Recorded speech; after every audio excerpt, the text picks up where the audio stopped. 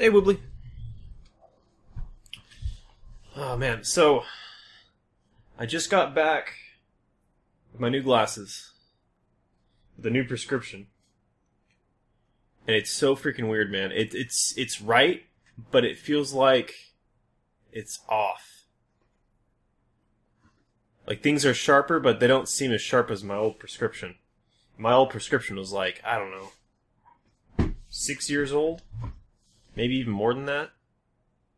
Where's the Kaiju? Kaiju Go-Go's gonna be on the shelf for a little bit. I played the shit out of it this weekend. And I beat the game.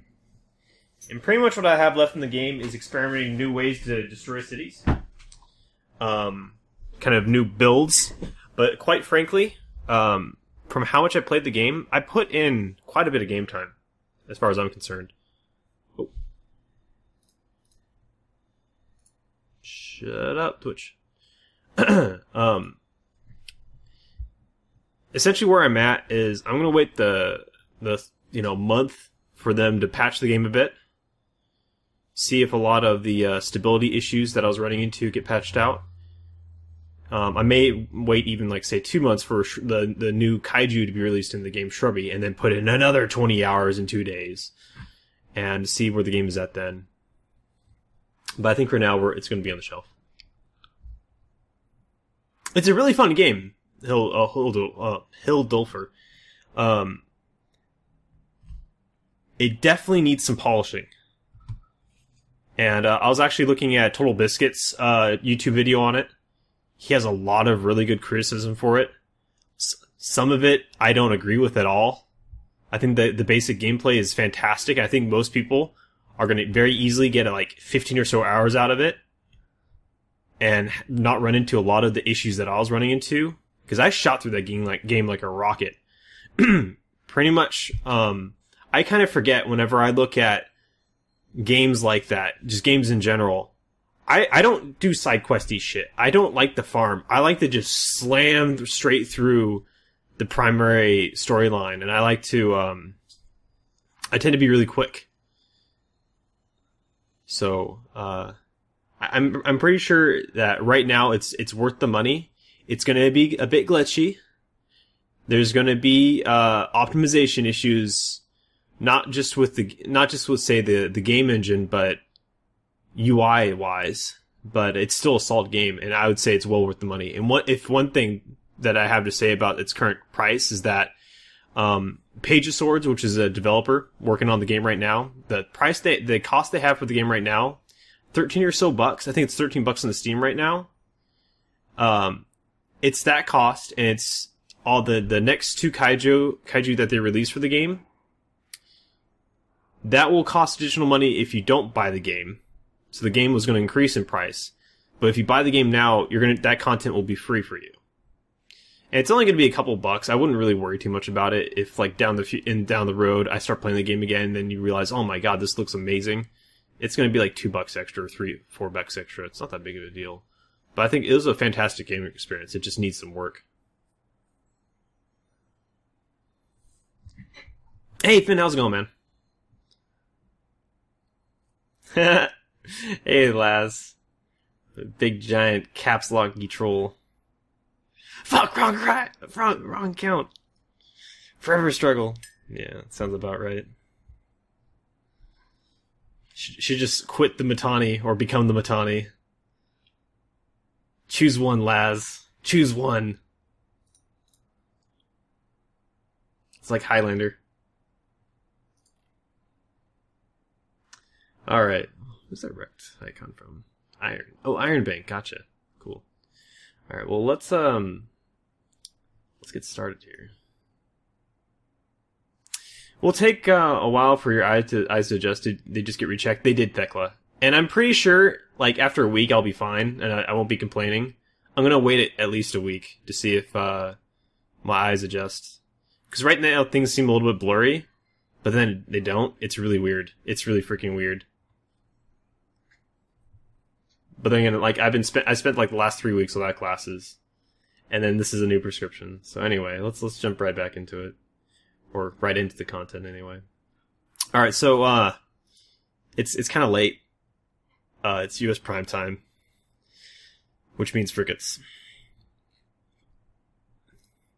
So let's do some frigates.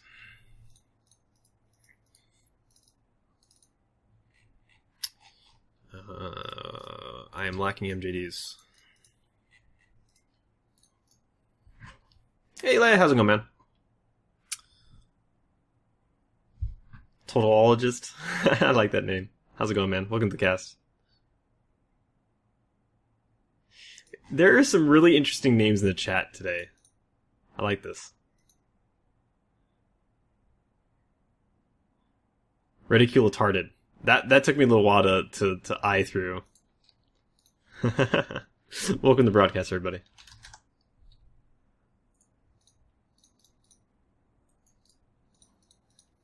It'll be fine within a week if they measured your eyes. Won't help if you're staring at screens with those fresh glasses. Probably better to adjust outside and such. Pretty much. The good news is it's not causing eye strain. The bad news is it just looks weird. And it's kind of blurry.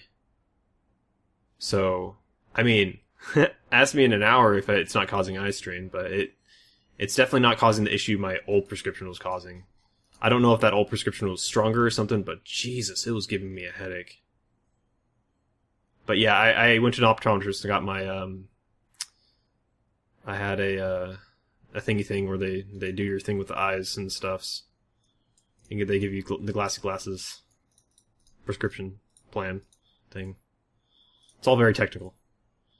We have top people on it.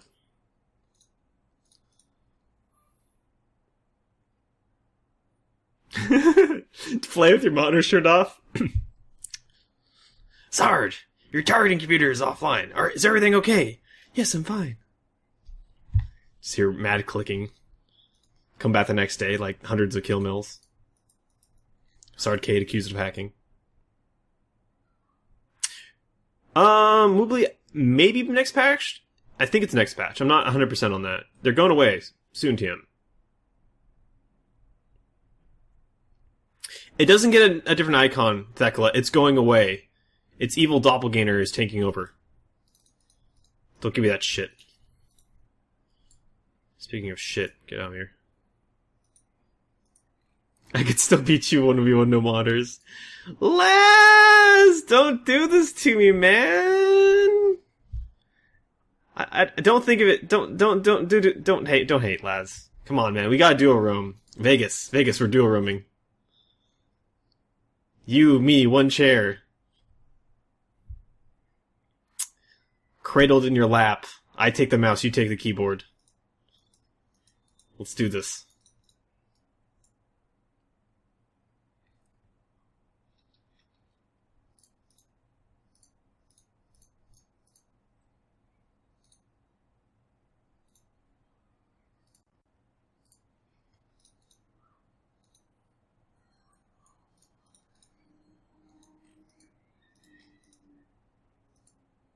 So I almost glued my headset to my hair with Gorilla Glue.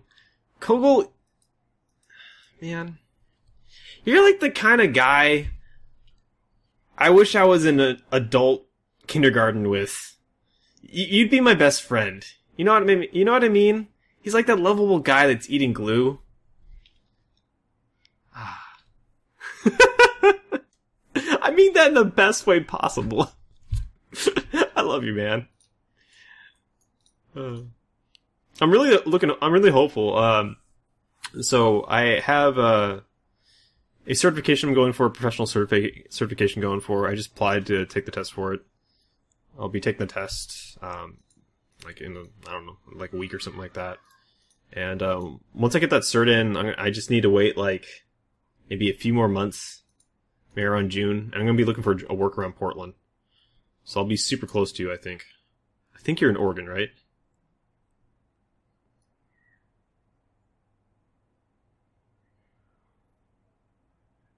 I saved my own life!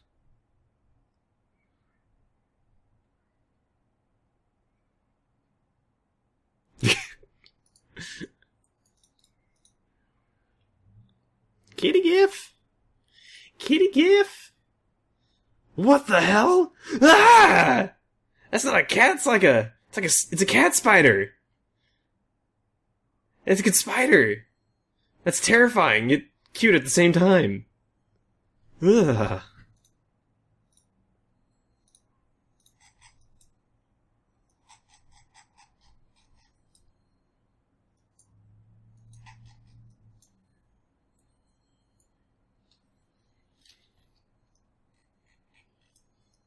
There might be snow. I don't know if Portland gets snow. It's actually a really good question.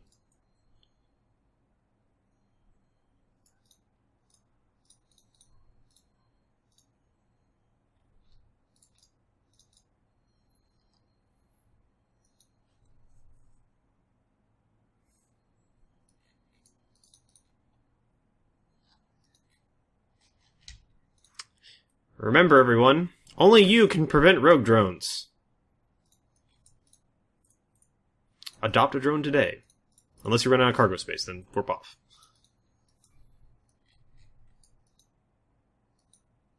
Yay, Laz is not Laz. Once a year or so?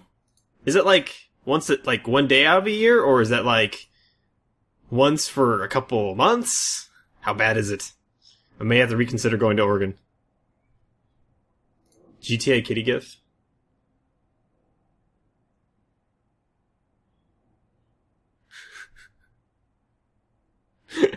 It's awesome. I've been seeing some pretty good stuff out of GTA 5. I've been watching a lot of Bikeman for my GTA 5. Evidently there's a way in GTA 5 for you to watch other players. And what Bikeman would do, he's a really, really amusing streamer. He would just narrate, he would play music and narrate. And it can be some of the most hilarious shit ever. I love Bikeman so much.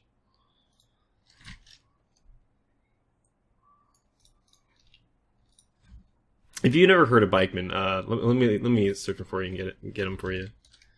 He's definitely one of my top streamers. Bam, Bikeman.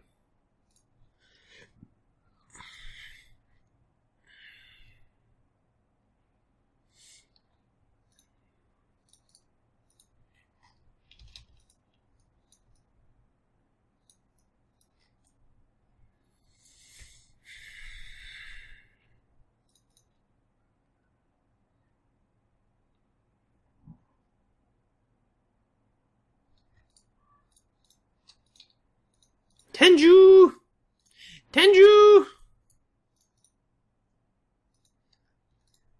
can actually watch anyone in your contact list play a game via Steam Sard if they have enabled. No, this was within GTA, as far as I understand. I did not know that though.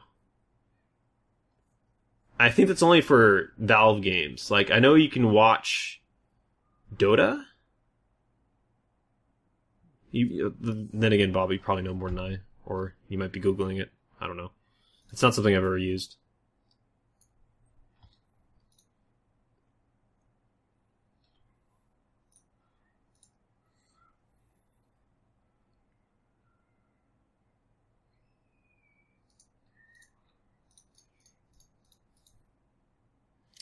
I'm so glad I'm not in a battlecruiser.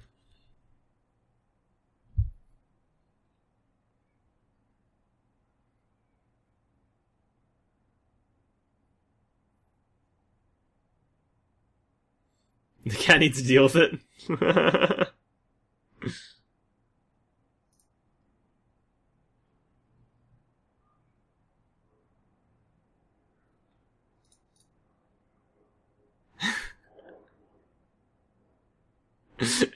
Totalologist, that's amazing. That's fucking amazing. Got some great cactus in the chat tonight. Okay. Here we go with what could amount to be a very, very difficult fight.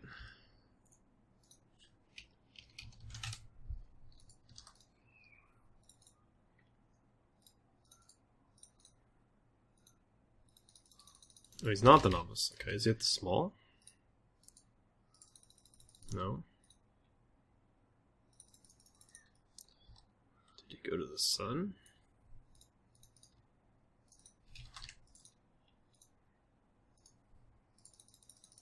He's on 1 AU, but he's not on close. He's not the nearby small. Where the fuck is he? Is he at like a station? Yes.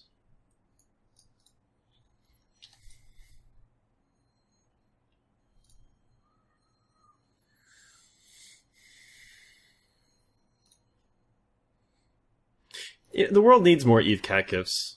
We've been subsiding on the same, like, 3 cat gifts for Eve. For generations.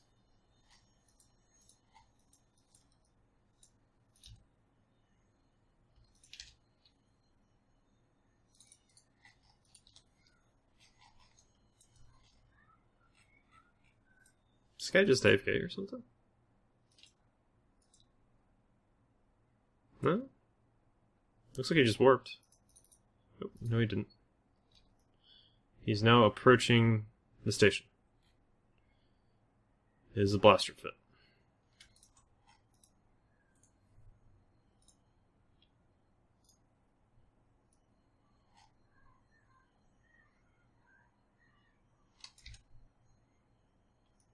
I didn't quite see where he went.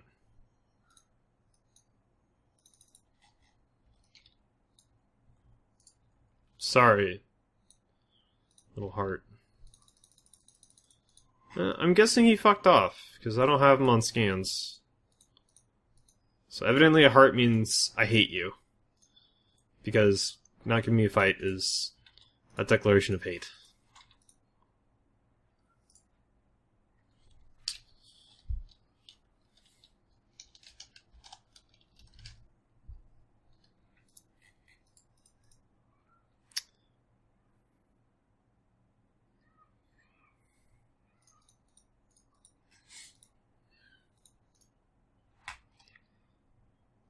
Oh, is it the novice? Maybe? No.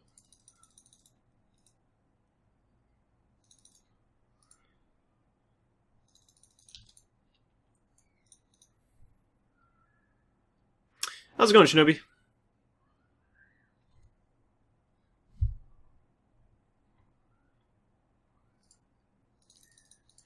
So it's like my fight right there. And that guy's just like, no, I don't want to fight Firetail. In that exact voice.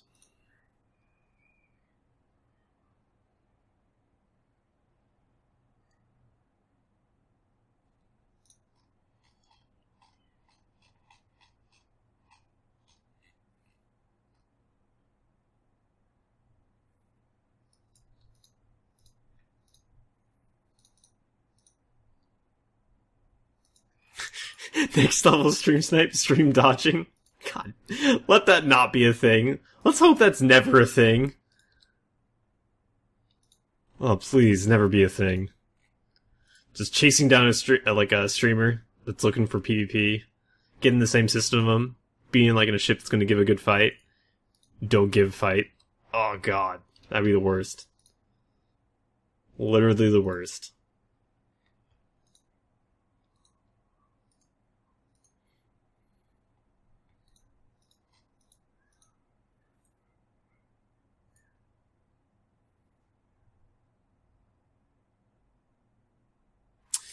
The fit makes no sense. 2 long-range projectiles, a short-range missile, an afterburner, and a scram wedge. Okay, so the rocket launcher has a range of 10 km. My artillery's optimal has a range of 7.5. Against short-range turret ships, using Tech 2 long-range ammo, the TD is going to cut the range by approximately 43%, overheat about 50%. It's incredibly powerful. It's incredibly potent. The range on my tackle is about 9 km between my scrambler and my weapon fire. It's all within the right range profile. It works perfectly. It's actually very powerful, Yellow Swagtron. It's a frigate brawling 1v1 style ship. Why in hell did I go to Cormonan? Because that's where my autopod took me, I think. Whoopsies! Alaz, you have to go sit through some meetings. Alright, man. Stay awake, dude. My heart goes out to you.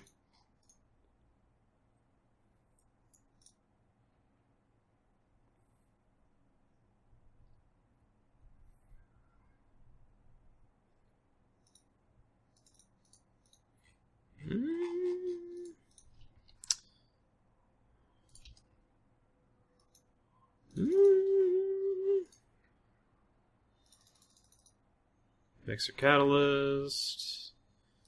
There's really no novices around. I could open one. People are like complaining about getting blobbed. Is there any like T1 frigates around maybe? Alright, let's see if we can open up a novice. Is there any novices around? Show noms. Nope. I could go to a small as well. Let's see here. What's actually on scan? So we have Tristan, Ishkur. Okay, I'm gonna idle out a small and see what actually comes in. Depending on what comes in, it might be a good fight, or it might be a terrible fight.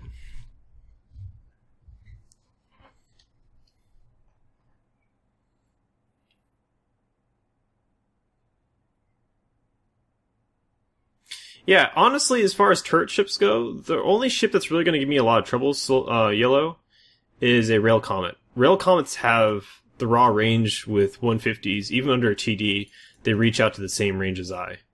And then they have like 50% more HP than me, and they have drones for doing even more damage at range. But just about any other turret-based T1 frigate, faction frigate, even Tech 2 frigates, they're not going to go as fast as me, except for maybe a Dramiel. And they're not going to have the range as me when they're under a TD. It's actually a really, really strong fitting, especially if you look at the increase in damage output that was given to small artilleries recently. It was like a 10% buff in damage output. A little bit less tracking, but again, the Firetail is a really fast ship. I can minimize my opponents in my own transversal because I'm fast, use a keep it range, so we're constantly doing this. Pretty much no tracking issues. It's all about more just keeping my scrambler on the target and making sure I don't rubber band into a good damage range for my opponent.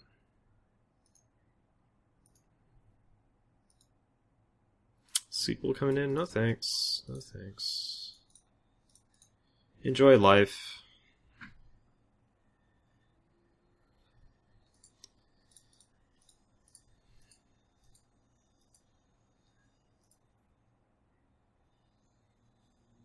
Did I say Daredevil? Well, Daredevil would be an issue as well. Not as much of an issue, but it'd still be an issue. No, I meant a comet. A Rail Comet.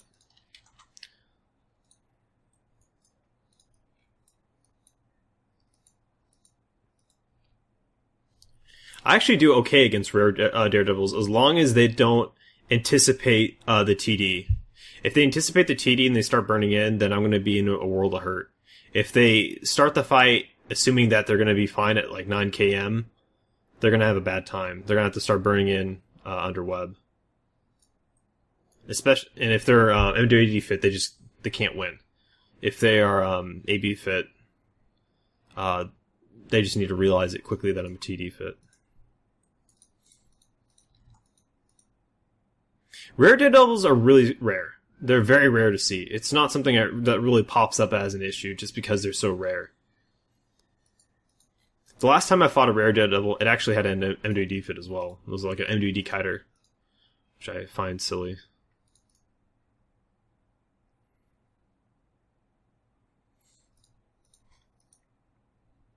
I can actually take fights with slicers. The fun thing with the slicer is that I just put a TD on it, and suddenly his optimal range is dropped to about 12 km or so. So for him to do damage with Scorch, he has to go into scramble web range. And against the long point, let's say he's just going to long point me for a while, I have mobile micro jump drives in my cargo hold. I can launch one of those, MGD away. I can actually dive in on a slicer and see if he'll come into range or not. I have Tremor loaded, or a Tremor in my cargo hold, so I can also deal with the slicers just cutting at range. Usually if a slicer comes after me, I just load Tremor if I don't get the tackle onto him, and I force him away.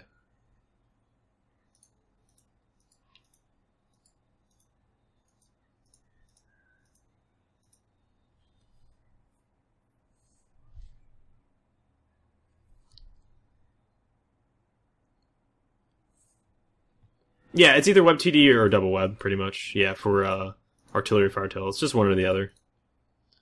There's really no room for anything else in the firetail meta. I've never seen anything else anyway. I haven't seen anyone try to anything else.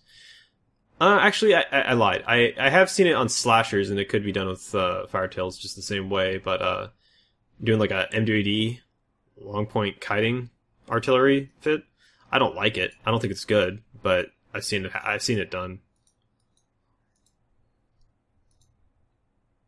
ECM Firetail? Kind of funny story. About 3 weeks ago, Mira Bull was complaining on Twitter about getting jammed out permanently by a Firetail and dying to it. A single ECM Firetail. I think it was flying a Comet. I laughed.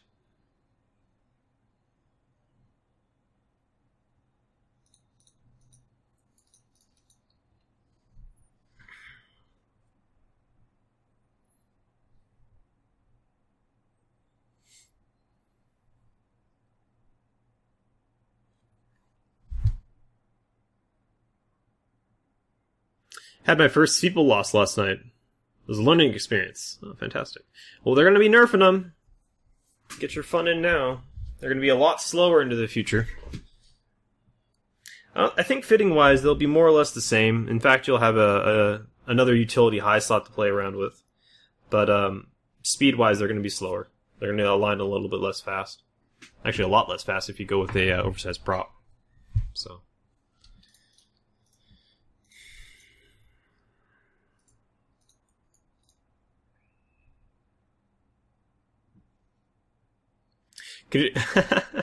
Well, that's just the thing, though. If you try to jam a Tristan, it doesn't really accomplish a lot. It's kind of hoping that he didn't get his drones on you, or his drones aren't aggressive. It's not a bad idea, though. To be honest, though, Michael, it's not a bad idea at all.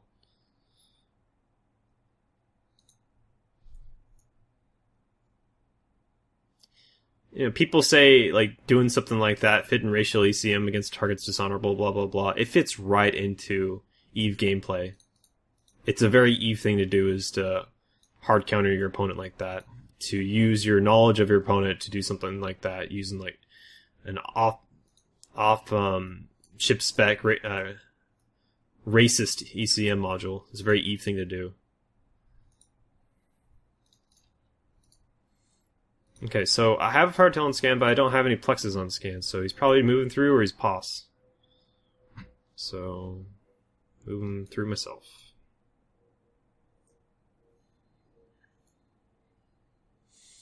I don't think so, Thekla. If I remember correctly from Gorski's little thingy thing, it's a lot less agile with the oversized prop on. Finn's in the chat, he should be able to answer that, though. Finn understands it a lot better than me, because they reduce the mass... which for some whatever reason makes it less agile or something like that. It's really confusing to me.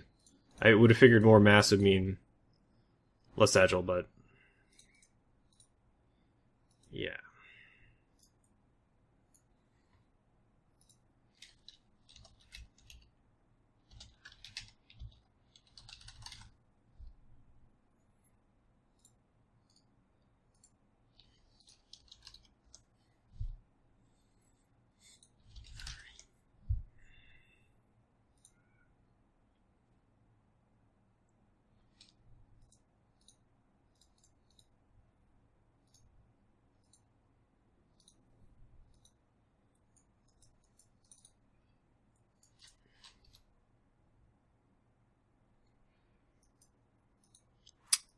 Hey, McGizzy, how's it going, man?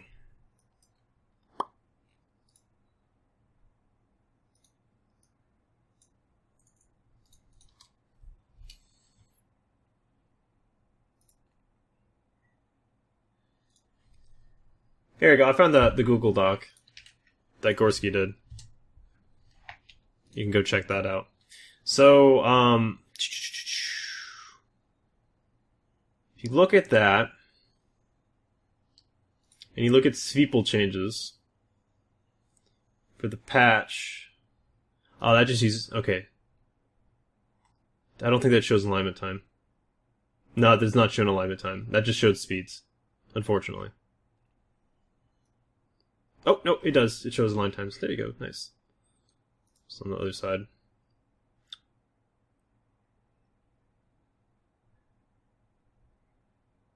So when you go into propulsion mode, you have a huge change in agility.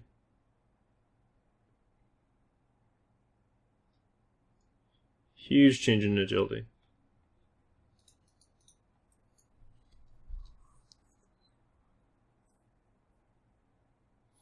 Have you guys seen the Valve Chateau's article on his ideas for the AT-13 rules? Thekla, they look pretty good. They're very well thought out, and I like his ideas with drones. It seems very reasonable. I don't know, I mean, I'm assuming that T1 drones... I don't know if that's an over-nerf for drone ships. As far as the tournament meta goes, it might be doing it too much. He knows far better than I, though, if how much of an effect that would have. I kind of lean towards that being a good kind of rule to have. I think his points seem very sound. The point changes he's recommending seem very sound. The Bastion mode thing, I've never done it at AT. I think that sounds okay. I don't know how necessary it is, but it seems okay. I do think the Bastion is a bit oppressive. I like his thoughts on dealing with remote cap transfer Tinker setups. I like that a lot. I think those types of setups are overdone and boring. I don't know how to feel about the 12-man thing.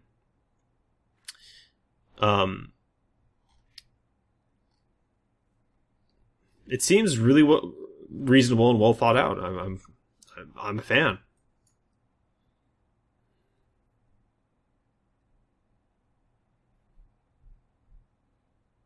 I mean, my perspective with Bastion mode is with a single Marauder, Thekla. In the Neo. I'm used to Neo rules. I don't know, can you have multiple Marauders in the AT? Is that a thing? That would probably be pretty boring. I can see that being boring. Yeah, I'm not sure about the Mandatory 12-man thing either.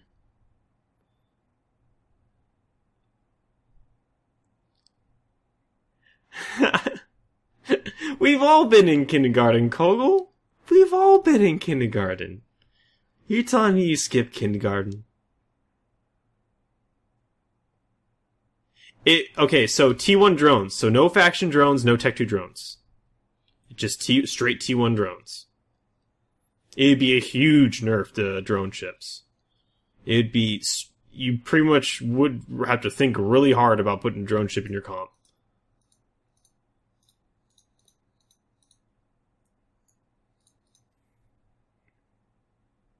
That's the rules that they had for Worlds Collide. And even in Worlds Collide, what was the first comp you saw out of Camel Empire? Fucking Ishtars, man. So, evidently, even with those rules, some of the best PvPers in the game throwing their best comp out there, which I'm assuming that, you know, when you're looking at that type of series, you throw your best comp out there, chose drones.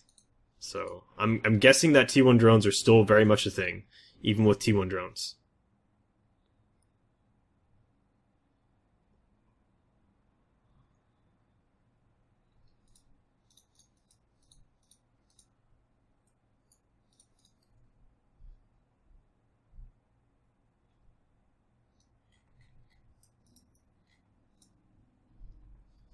You're right, Thekla.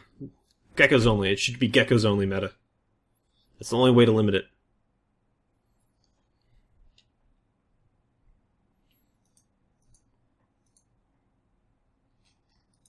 If Thekla had his hold on.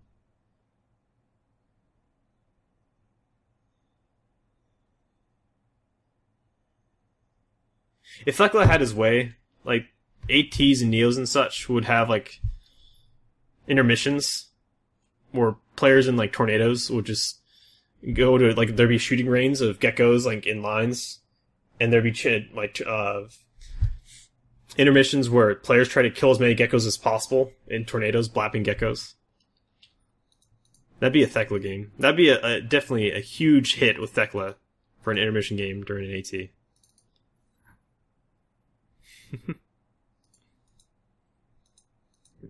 Sentries are only useful on a few ships, though. Yeah, that is true. and they're really incredibly good on those ships, I think is the issue. And they're not battleship size, and sentries are battleship size weapons. That's pretty much the issue. You throw them on an EOS, or you throw them on a VNI, not so much a VNI, but an Ishtar.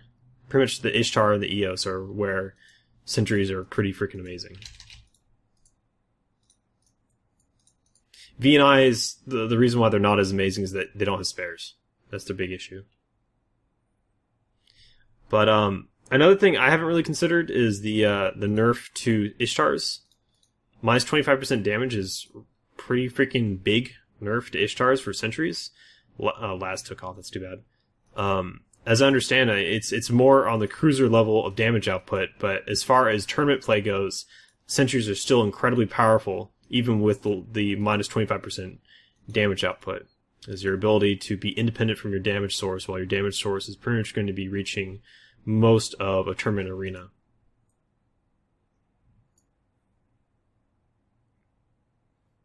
It's much more likely that people would be using heavy drones over sentries, though, if they're running with Ishtars. You might start with sentries, but you'd probably very quickly swap over to heavy drones.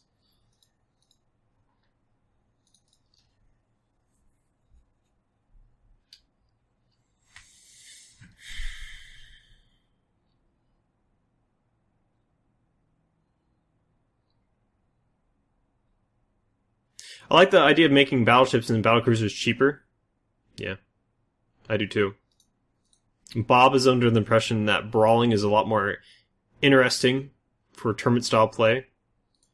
I agree with him. That's a big reason why I agree with his proposed changes.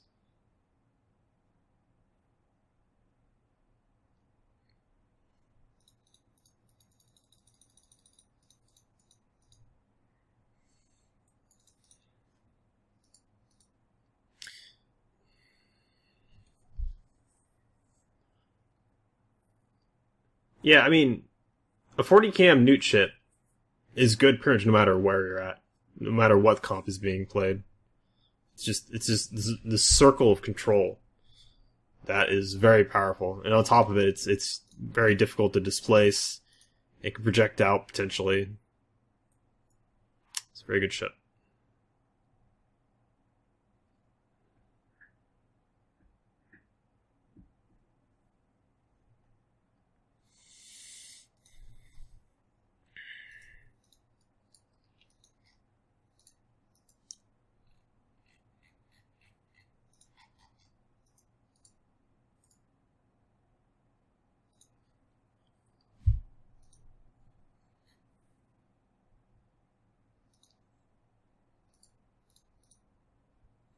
Hey, Nighthawk, how's it going, man?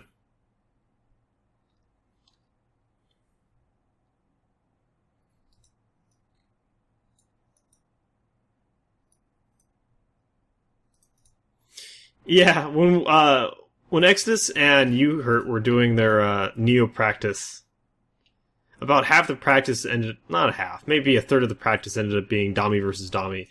Some of those most boring shit ever. It's pretty, it's pretty engaging as a pilot. Like, you're managing drones, you're managing range, you're managing your tank, blah, blah, blah. But from a spectating perspective, it's so fucking boring. Oh my god. Get rid of it, man.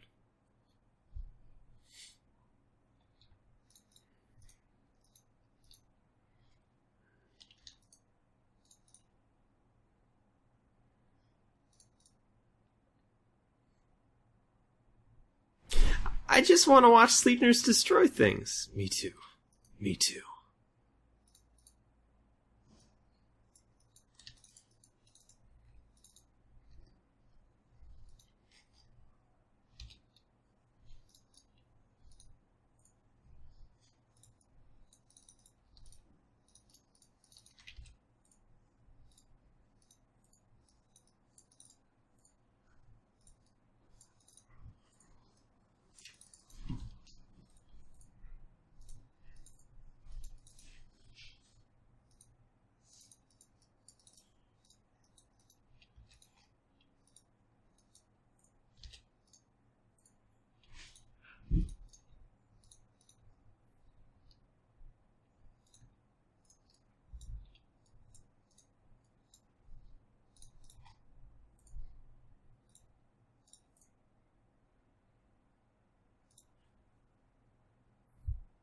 In any case, any rule change that would give me more varied matches and more than one approach that is really good as established by the PL Hydra Camel crowd, I'd be happy. Yeah, pretty much. I mean, don't get me wrong. I really dislike the circle jerk in that thread, in that Reddit post. It's really just kind of my opinion. I really dislike a whole bunch of people saying, this is good, this is good, this is good. It's just a bunch of camel guys pretty much praising Bob Shaftoes. Is it really a bad thing? Is it a wrong thing? No, not really. It just kind of irks me a bit. But, I mean, I have absolutely nothing against it. In fact, I quite like the proposed changes, or the proposed alterations to the rules.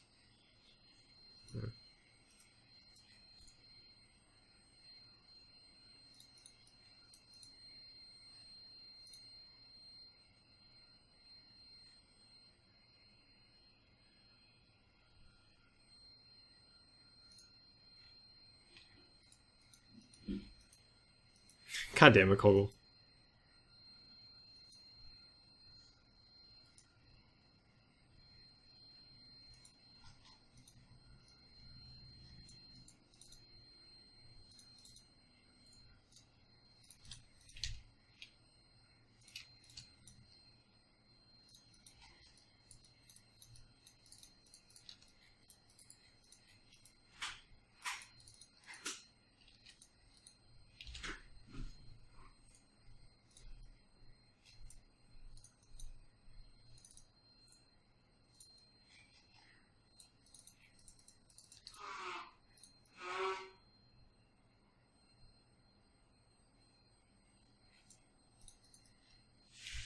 That's probably not going to fit.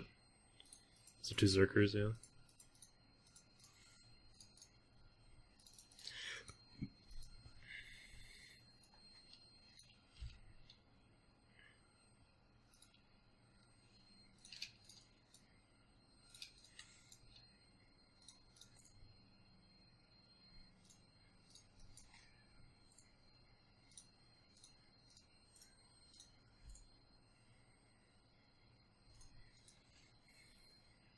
Small gang looting the Starcade, yeah. Pretty much. I don't even feel bad about it, man. There is nothing going on in this region other than me making some money. Alright. Maybe 50 million disc an hour. At best. Probably a bit more than that, but hey.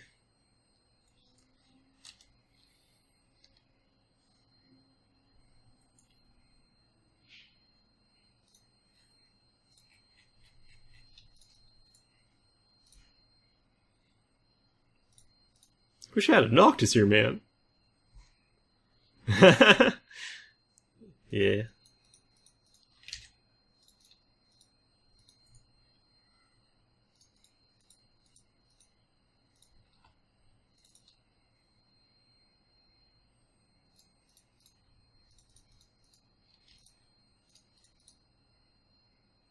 If this guy's asking for a bite and a worm, I'm gonna laugh a little bit.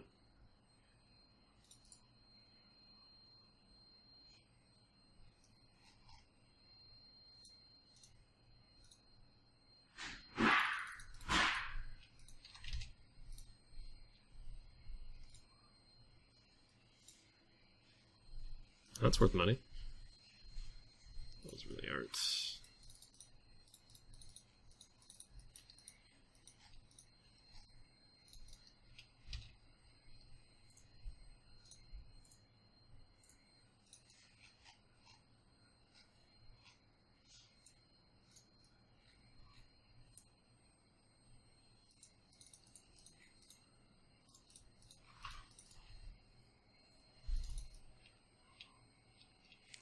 On a scale of 1 to Gecko, how much do you hate geckos? Gecko!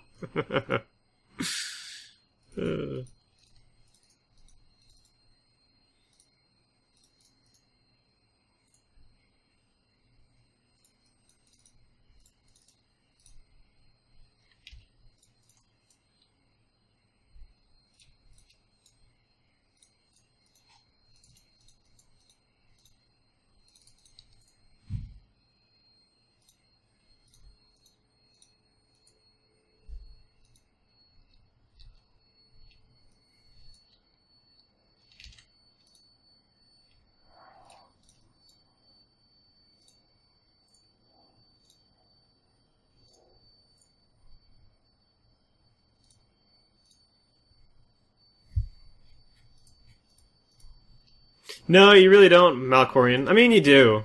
Like, I remember some interesting days back in Diablo 2 where someone would die, like in a PvE to a bunch of mobs, and they couldn't get their corpse, or those in hardcore or whatever, and I'd steal other stuff, or that their corpses would pop because they're full or whatever.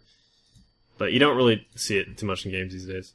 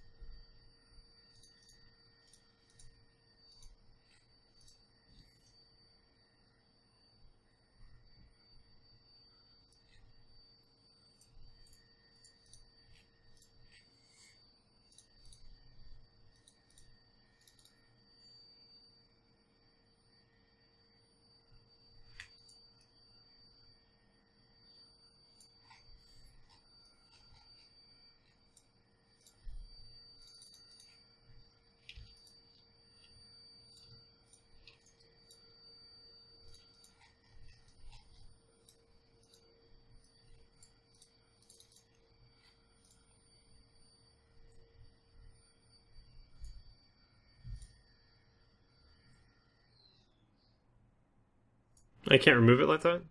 Hmm.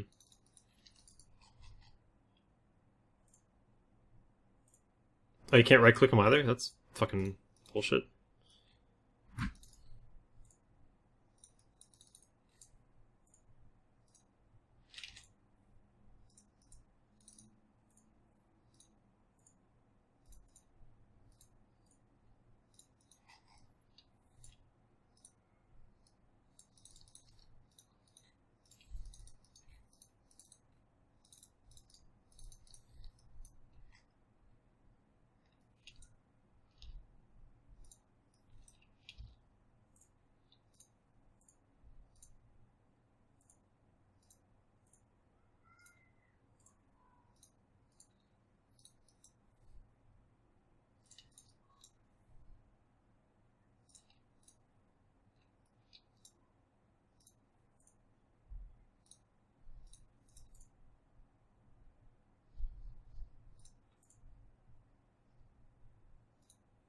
A lot of really, really vulgar names in this rec field.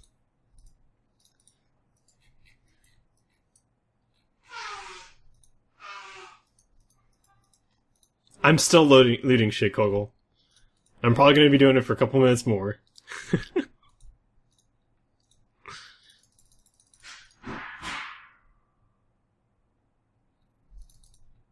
Nice, Thekla.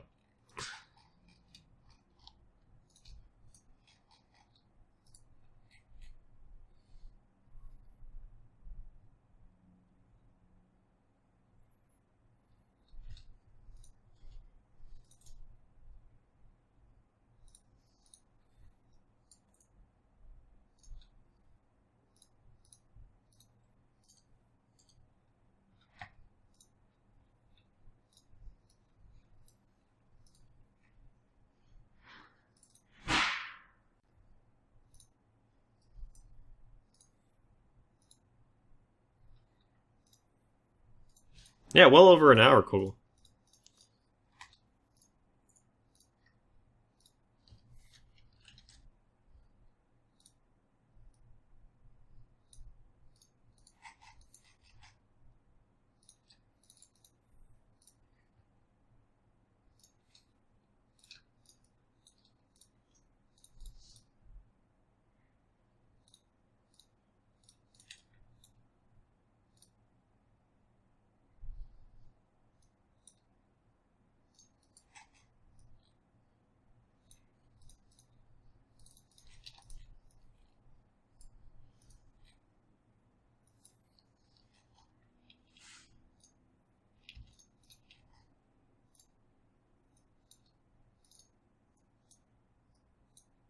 I think Queen's coming over to help loot.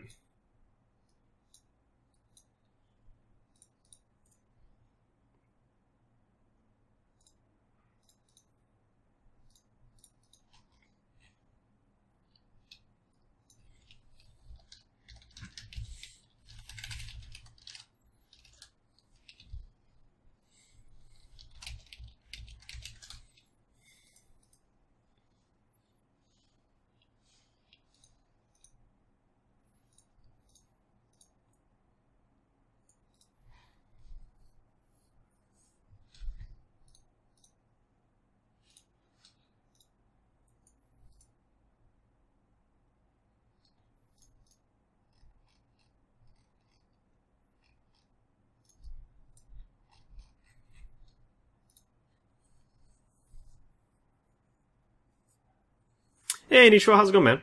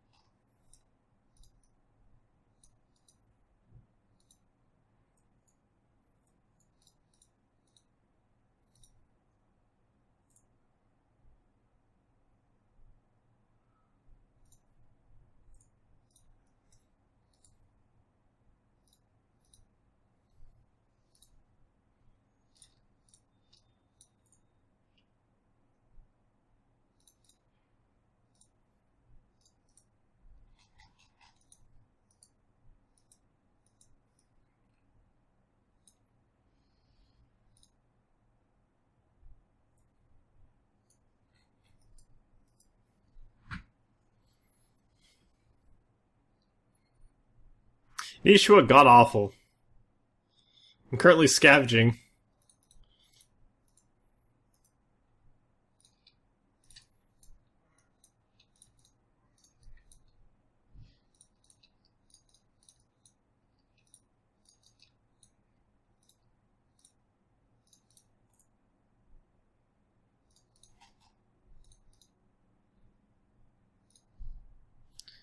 Got most of everything I'd want.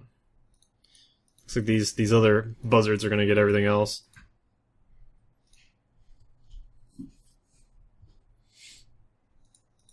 Yeah, fat loot though, fat loot.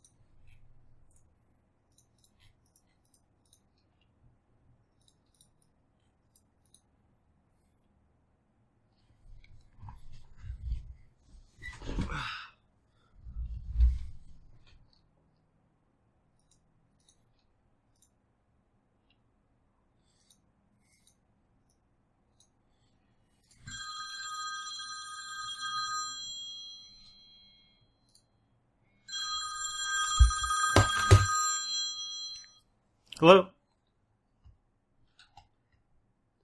Hello? What's up? Hmm. What are you missing? Hmm.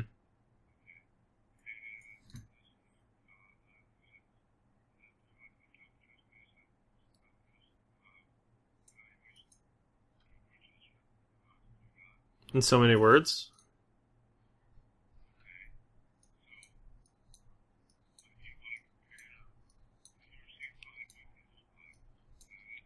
Mm-hmm. Mm-hmm.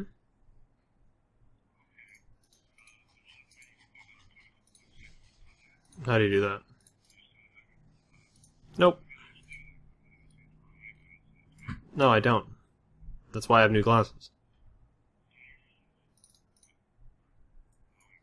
Mm-hmm.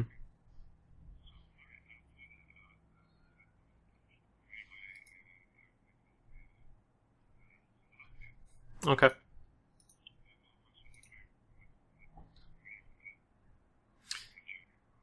The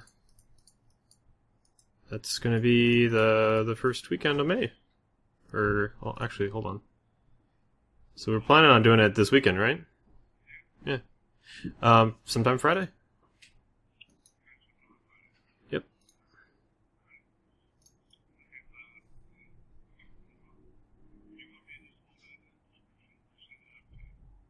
Um, if you can like scan it and email it or something like that, that would work. I'm guessing after a couple of days, this prescription's going to work out just fine. I'm not going to have any problems. But I just want to, err on the side of caution and get that early. I don't do fax. I don't do faxes. Can you not just scan it?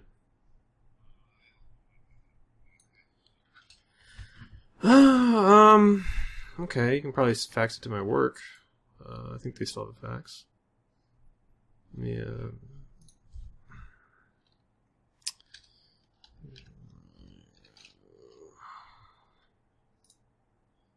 Let me get their number.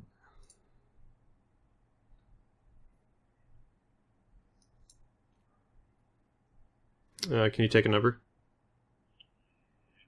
Okay, it's 408 943 9292.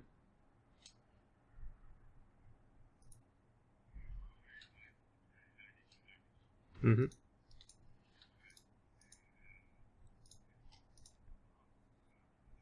Okay.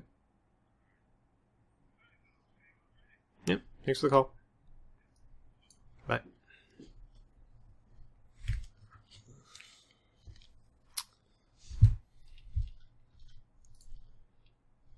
Okay. Okay.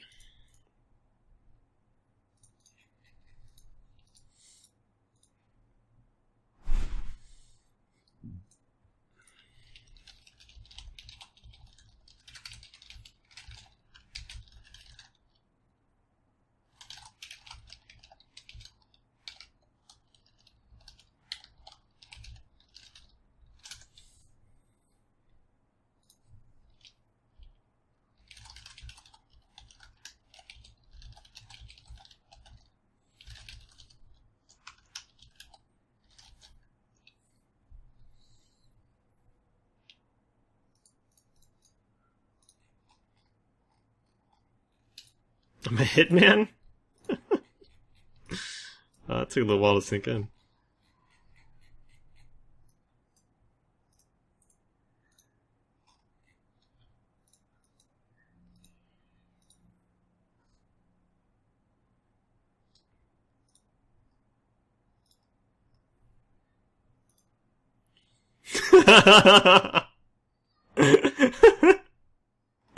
I thought this was Queen saying the same thing. You dangle a can and expect a free man enough to grab it. You'll never take my freedom.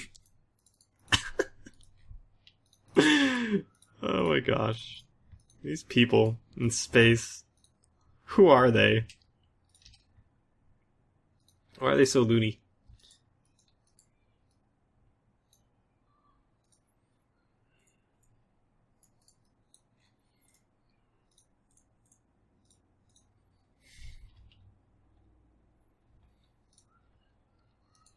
How much ISA have I made so far? I think I made about 3 mil, something like that. 40? I don't know.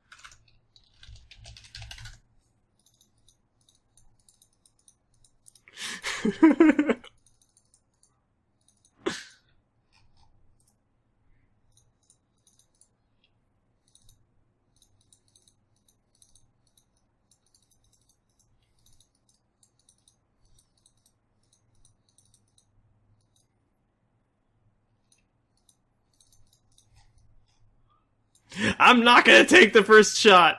What are you doing? What are you doing? Don't shoot the... You murderer! You murderer! You fiend! You forced me to do this. You forced me to do this, Queen.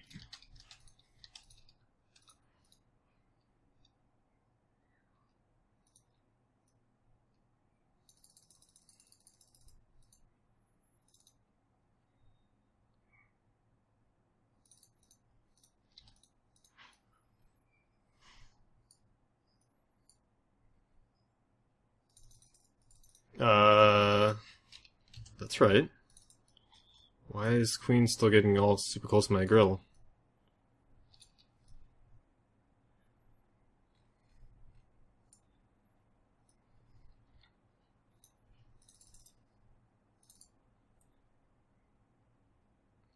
Wow, how's Queen so fast? What? What? How's Queen so fast? Queen, are you snaked?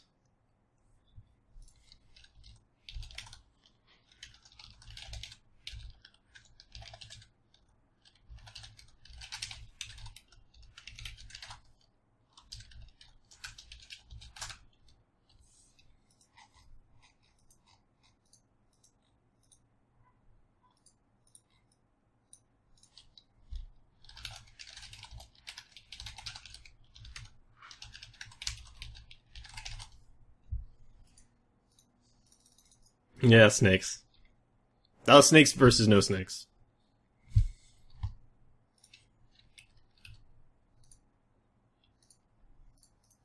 No links, just snakes.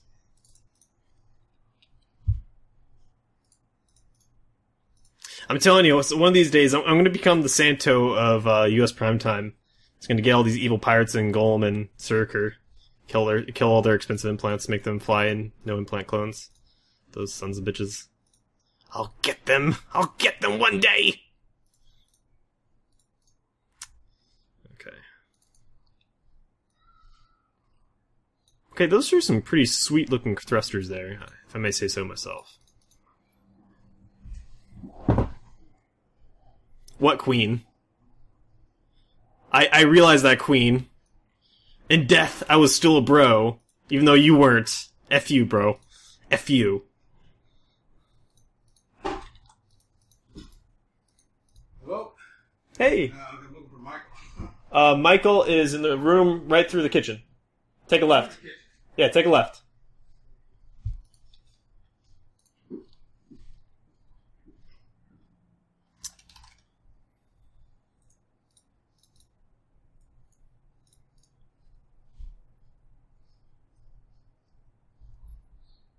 Bruco, I'm not that rich.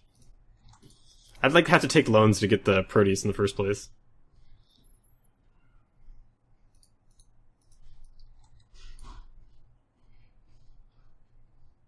What happens, Thekla, is that my keep it range gets me at the range it wants, and then it stops, but, Queen would keep on burning into me. So, when you have a fairly large disparity in base speeds, keep it range is an awful choice. Keep it range is a very bad choice. Because keep it range will not do what you want it to do.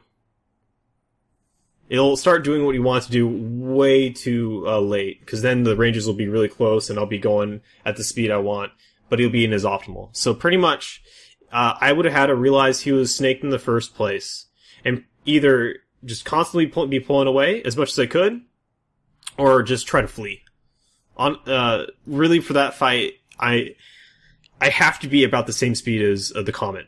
If I'm not the same speed as Comet or faster, I'm gonna lose. I'm relying entirely on range control and having better range with an optimal script in my TD. If the optimal script is not doing what it needs to do, if I'm not in the right range, then I'm gonna lose. Saltcade, Queen, get the fuck out of here, man. Get the fuck out of here, man. Oh my god. First you steal my shit, and then you break blue status. And then you use my MGT, which you shot in the first place, after I died. Ugh. The lowest of the low.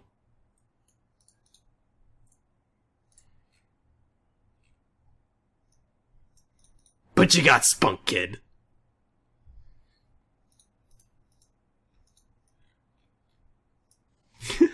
If you end up doing smart bombing, do it from a new character called Saltcade. You know, it probably wouldn't take long to skill up that character, name that. Oh, man. You know what I'd do? I would take, like, the, 2 years it would take me to actually grow out a goatee. And a little appreciable, kind of shitty goatee. And then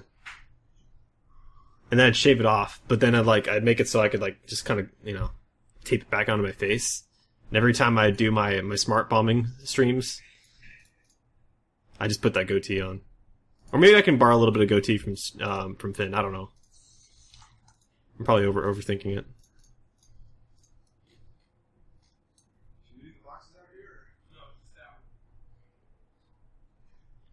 And it looked at it funny. It doesn't have a face! Shut up, queen!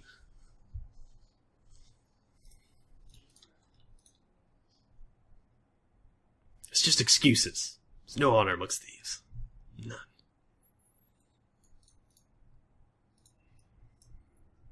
Now you're thinking with goatees.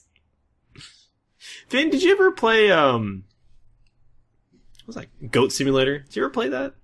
I vaguely remember you playing Goat Simulator. On the topic of goatee.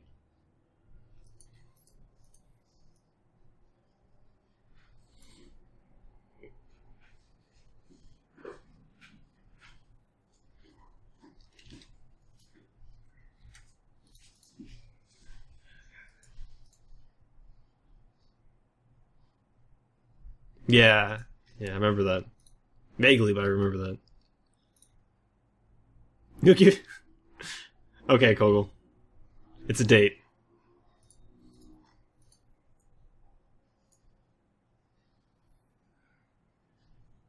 No, he's exactly stoned enough to be giving away stuff, Zekla. It's like the perfect amount of stoned.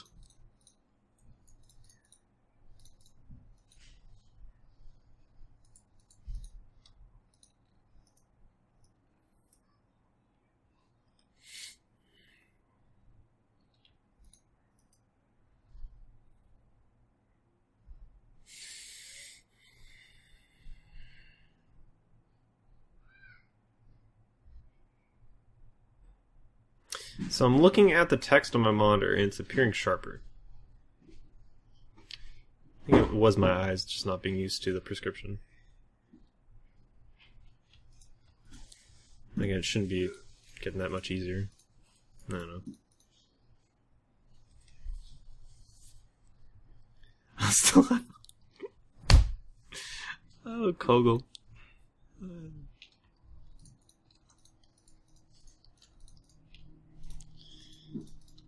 You still have your butt hair, man. True gentleman.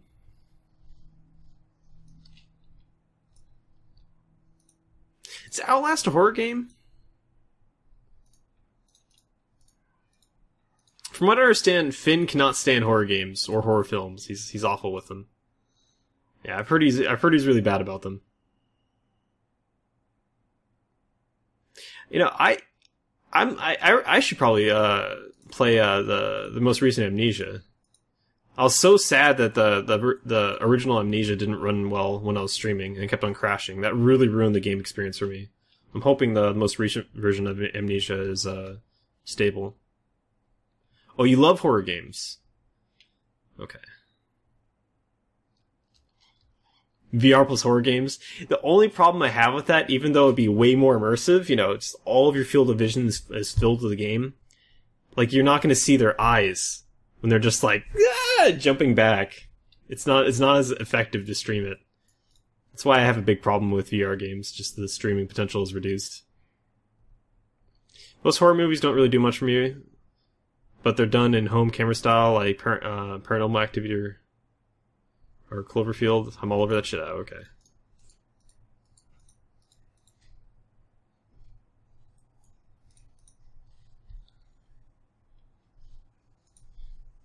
First one was better, but it was good. Okay.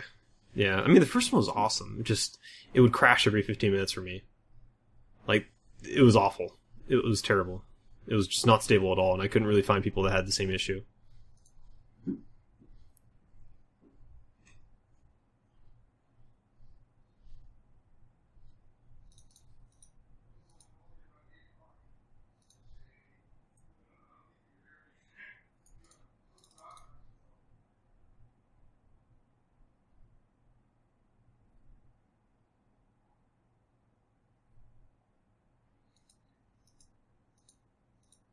I shat my pants.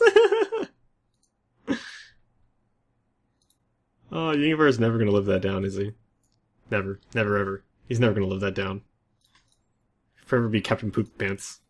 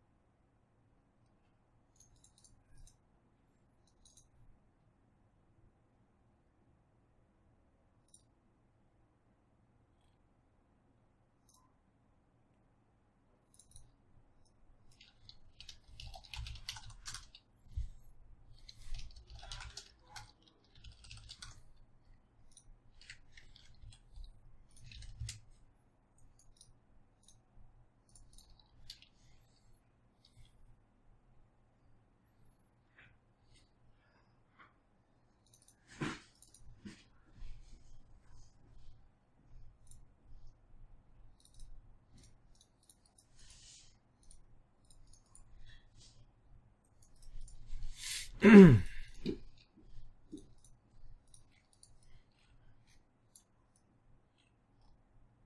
know, the ships that get space camo, I think the hook bill looks pretty decent. It doesn't really take too much away from the ship for me.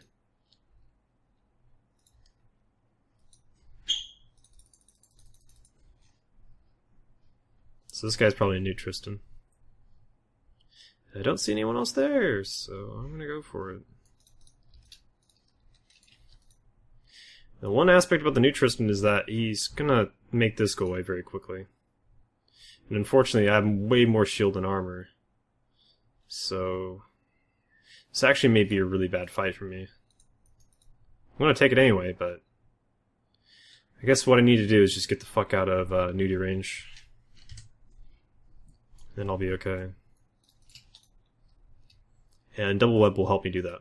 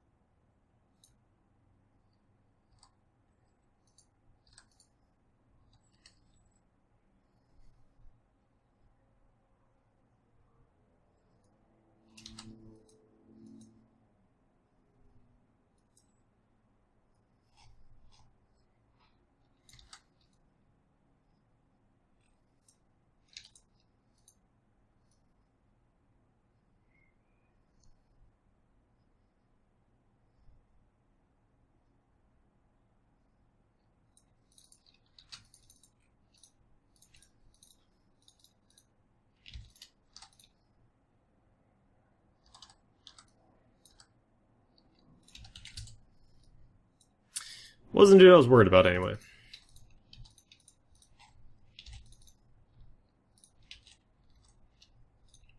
He still had newts though.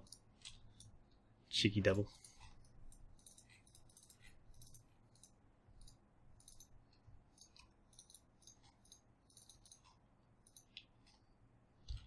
That was pretty much the drone type. I mean, I don't know how much better warriors would really perform there. I feel like Hobgoblins are a pretty good choice for the Tristan against T1 ships. It's hard to say that's a bad choice.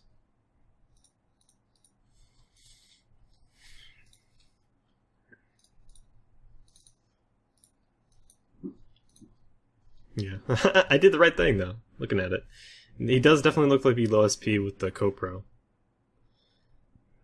I don't know if you need a Co-Pro without, if you have strong skills. And I feel that triple newt is a bad idea if you have no cap booster.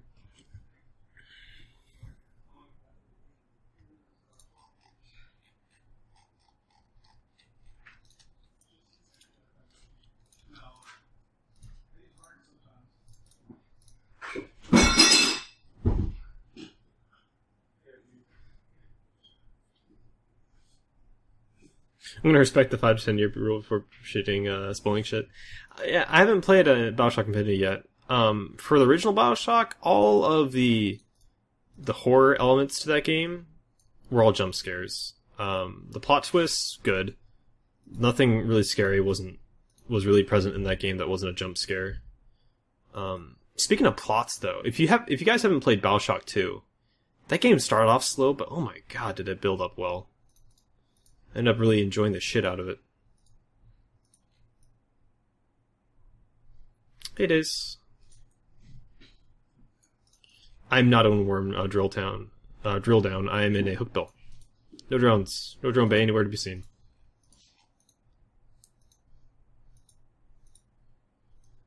Yeah, I mean, I haven't found a well skilled SP skilled Tristan to fight yet with the Hookbill. I'm really curious about that because I think I'm 2 for 0 against Tristans when they have low SP, but I'm guessing with high SP, again, it's just going to be me hurting a lot and crying. I only played the first BioShock. It was a good game. It's a solid game.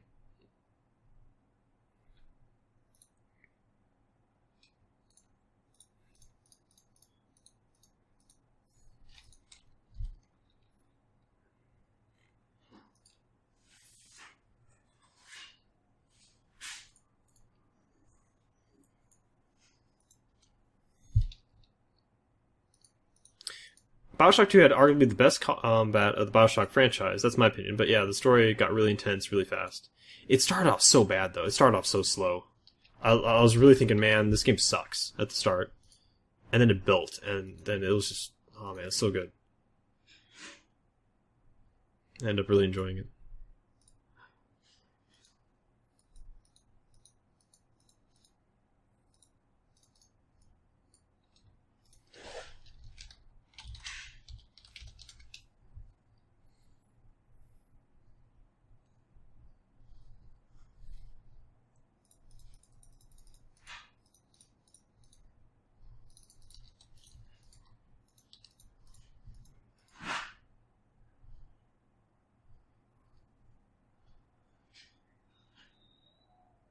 Alright, Nox, have a good one, man. I started using the beta map. Oh, I forgot that's no longer a beta map. So, it's in the newest release it's not gonna be a beta map anymore, right? Even though you can't read it whatsoever. So they haven't really done much to the map, as far as I'm concerned.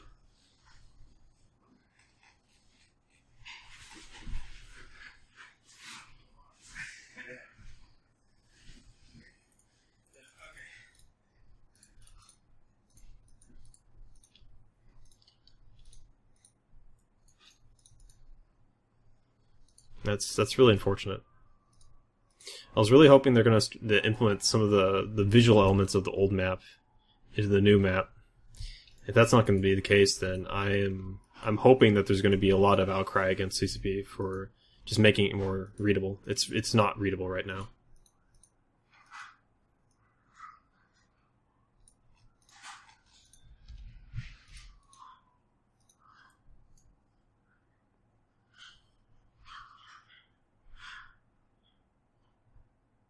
Yeah, I know it's not going away tomorrow. Just if they're going to be phasing it out, they need to make the new map something you can read.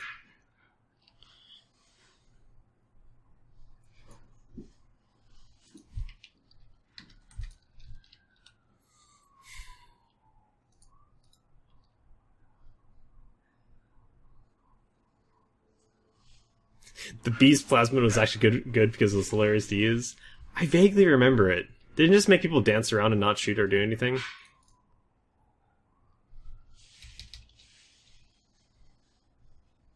The map on Sissy is much improved. Okay.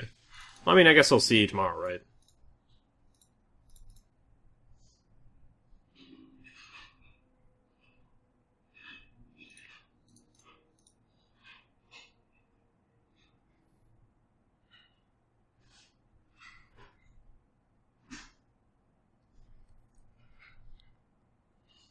No, change is good. As long as it's well-intentioned and there's good thought put into it. As it stands right now, it's well-intentioned, but it's not designed well. It's not designed well at all.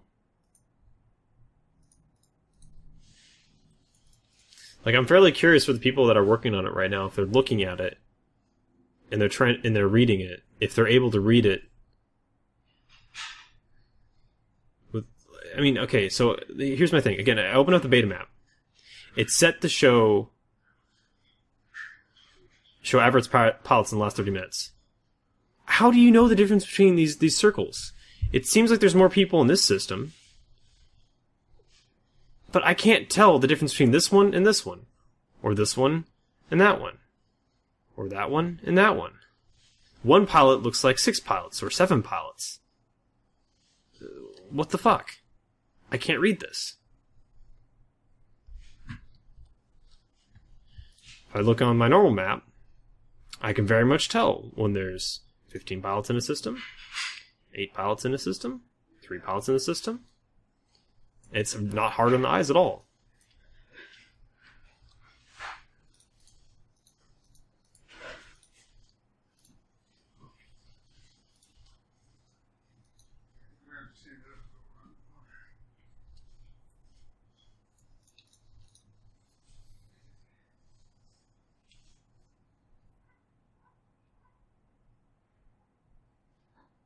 Oh, bees also made people extremely flammable. Yeah. Do you ever have cap problems with that Fitzard? Well, I definitely can't run the rep sustained. So if I got into a longer fight, I would. But the idea is that I'm going to be mitigating so much damage, it shouldn't be that much of an issue.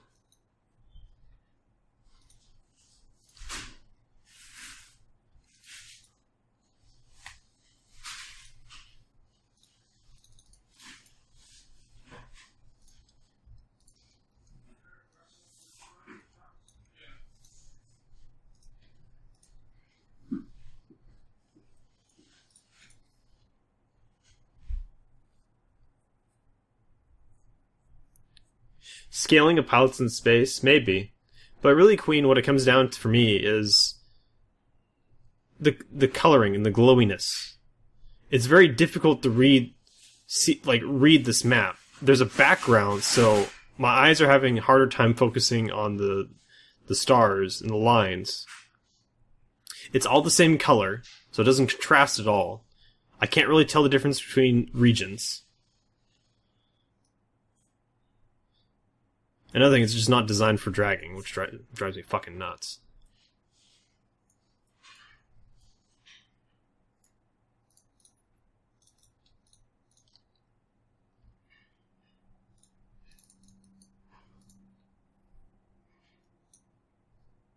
But some of my biggest critiques is the lack of contrast on the map. The lack of contrast, like, so if I look at the old map, you have contrasting colors between star information and lines. And different lines, you also have a difference between, say, constellations and regions for different colored lines.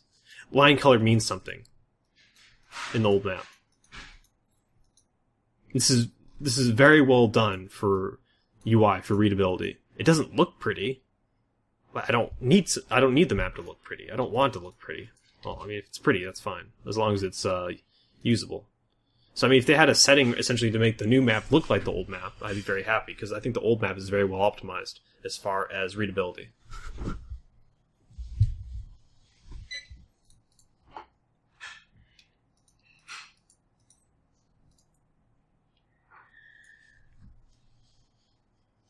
You did, Rambo.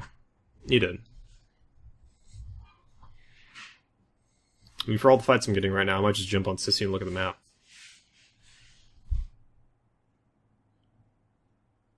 How can you drag using a trackpad? I have no idea.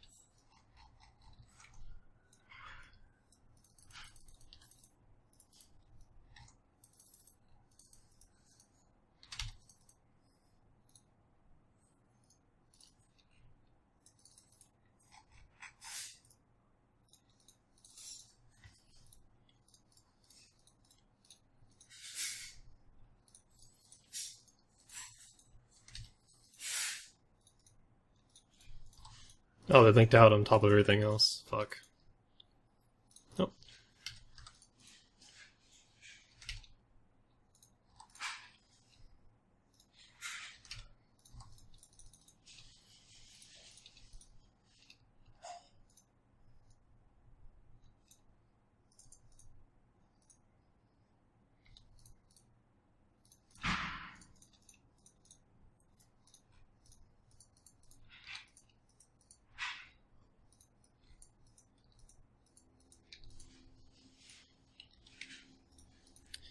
Worth a shot. I didn't really think I was going to get anything at all out of that. If anything, even if I tried to kite off from that group, I was going to have to deal with the drones from the Stero. I wish I was in like a Comet or something. I probably just could burn down the Stero or something like that, but... yeah.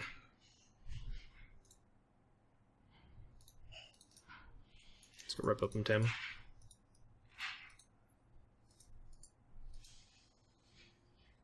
I didn't even really hit my buffer there. They didn't really affect me too much. It looked like they had links for a bit. I think that may have just been me moving while modules were still cycling, though.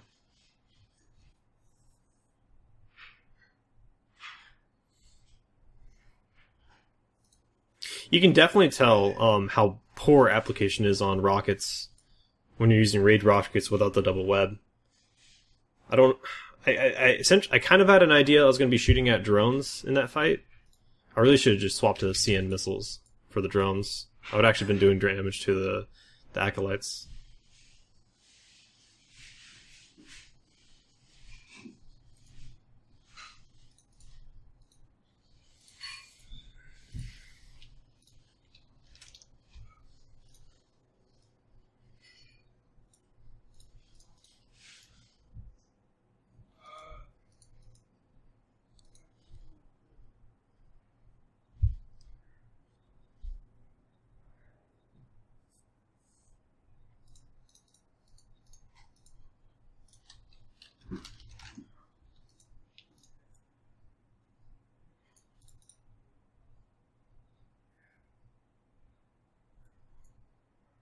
I don't use Rage on ships with only one web. Yeah, there was a time where I did some looking on EFT and found that it seemed that with the single web you would apply perfectly against like combat frigates with an afterburner. Since then, it seems that's not the case. After doing a little bit more research, but double web Rage rockets work fine. They work absolutely fine.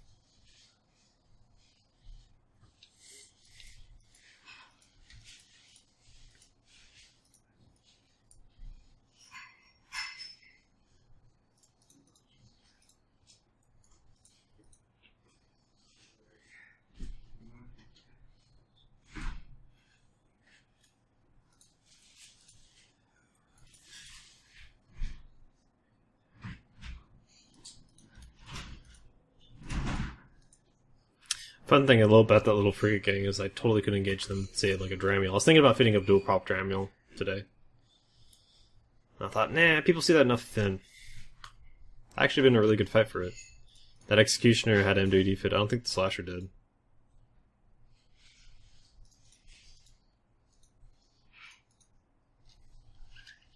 Would have been able to pull at least one of those guys off.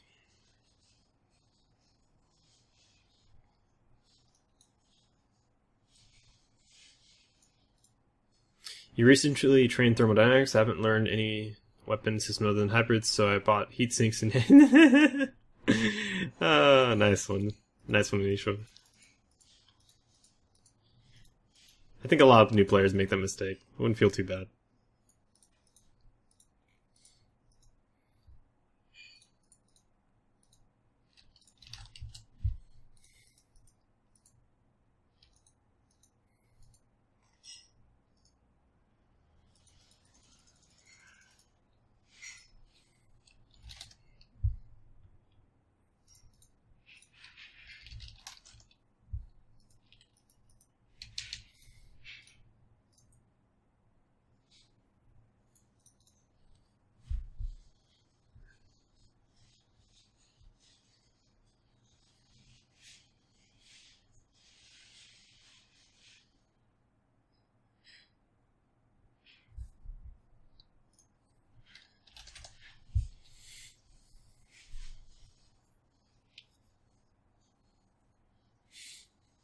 I mean, it never really did make that much sense for lasers.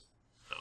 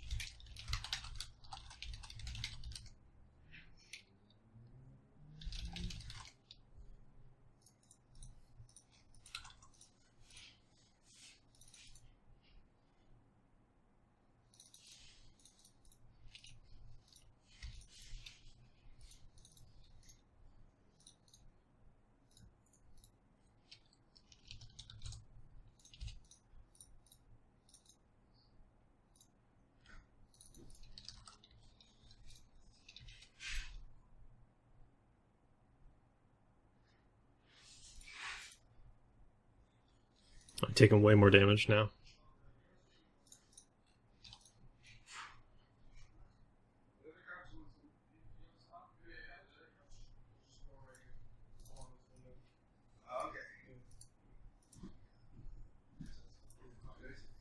It's a much better tank, Tristan, but I have a little bit of combat support.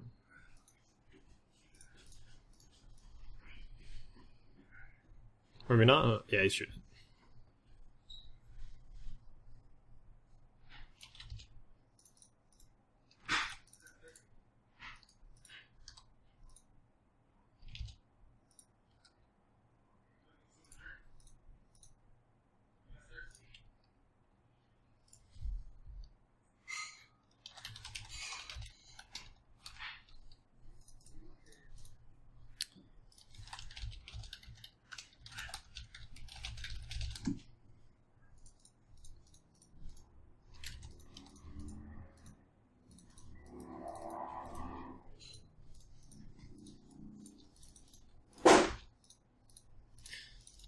So Sniper said, hey, let's go for the Stero. Fortunately, the Stero didn't come in.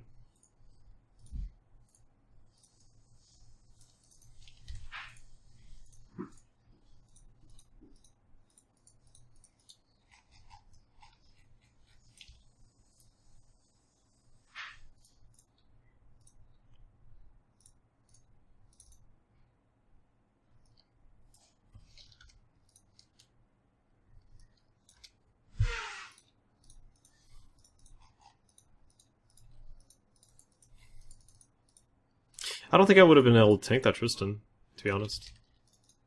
I mean, if I actually moved around, I may have been able to mitigate a little bit of damage by orbiting, but I don't think I was tanking that Tristan. Then again, I think he had... Actually, let's look at that, let's look at that Tristan. Did I get the kill? Maybe he did. Is that me? That's me. He had damage control, okay. I don't know. Then he has a 400 blade, so...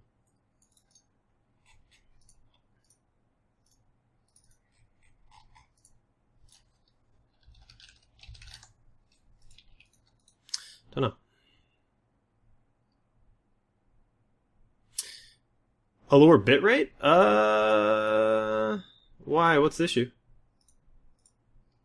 No, it's the same as always.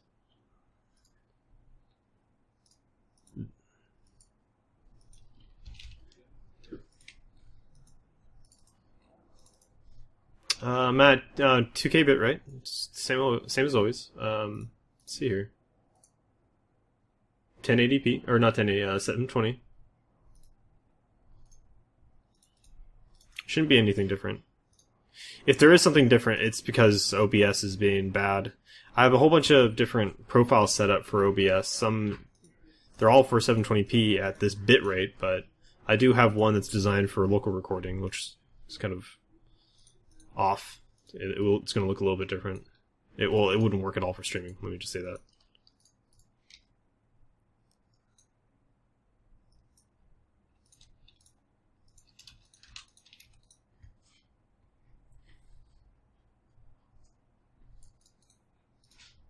Probably just sleepiness, maybe.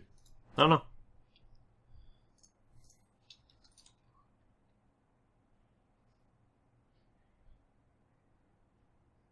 Hey, Puffy, how's it going, man? You just saw me? Were you in Kadama?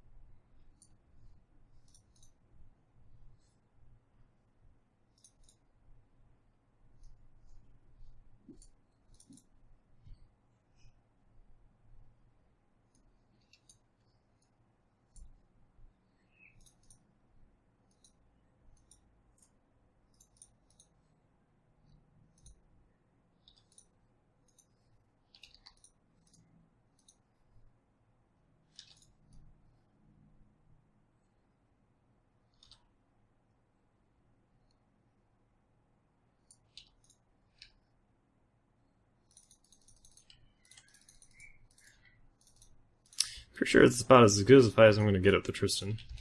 I don't know. I'm feeling the proof of concept right here. I feel like I can take on Tristans.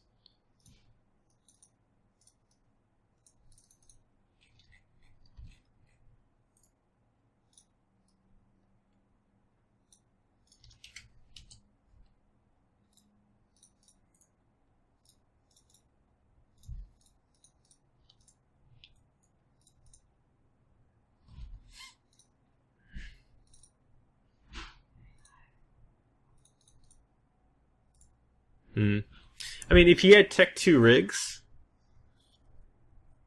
I probably would have had to get out. It's pretty crazy to me that a T1 frigate is so competitive with the faction frigate. I mean, the only reason why I think I'd probably have been super close to death if I had T1 rigs myself.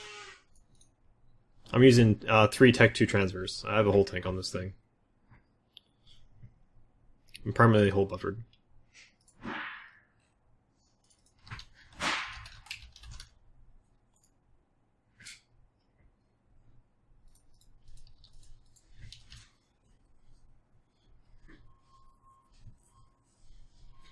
You just thought it looked crisper the other day? Hmm. I don't know, man. One of those 4 pillows inside.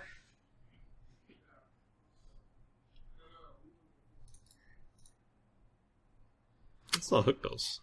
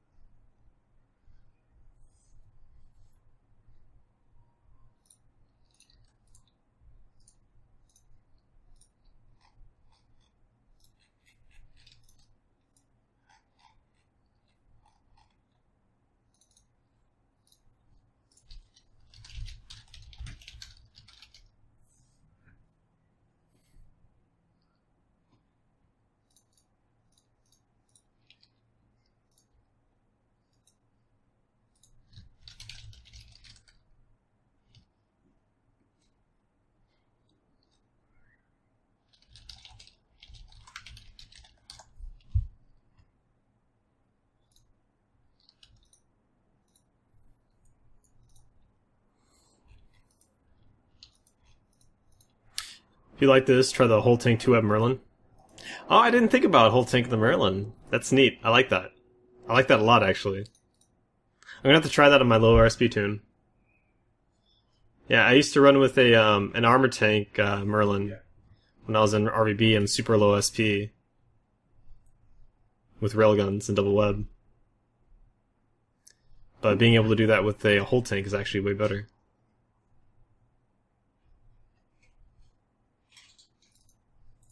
It was essentially a whole tank. It was just a SAR plus a damage control, but yeah, cool. Yeah, I didn't even think about that. Hey, Red Room. Yeah, I just realized that as I was warping to the gate, so just figured I'd reload in the system.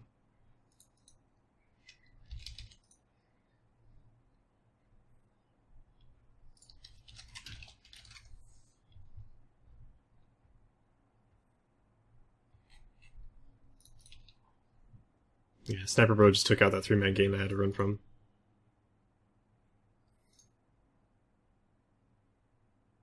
Comment too good.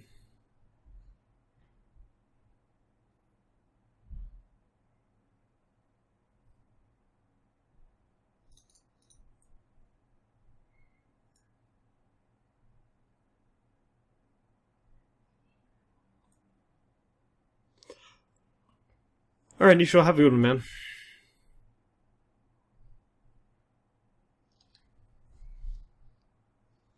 Merlin has, like, no hull HP. That's why you give it a bunch of hull rigs. I mean, it's probably the worst race to be using hull tanks on, but you don't really gain anything by putting Trimarchs on that slow you down. You may as well put trans rigs on that have no detrimental effect to your ship other than increasing your hull HP.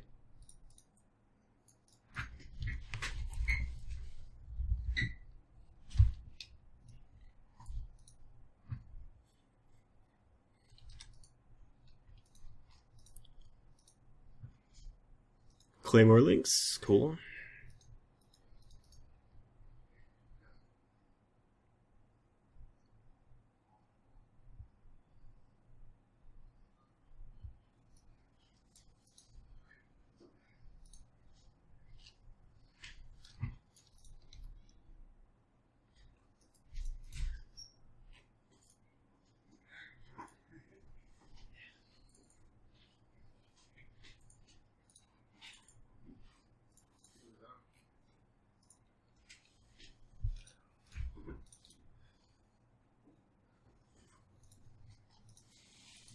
Oh, the idea is that the hull rigs don't give you much? Well, Frank Katz, I implore you to actually go look it up on EFT.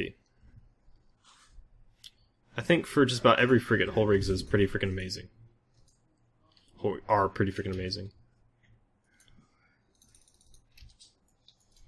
And the reason for that is that for most frigates, from time immemorial, damage control was the majority of the tank for a frigate.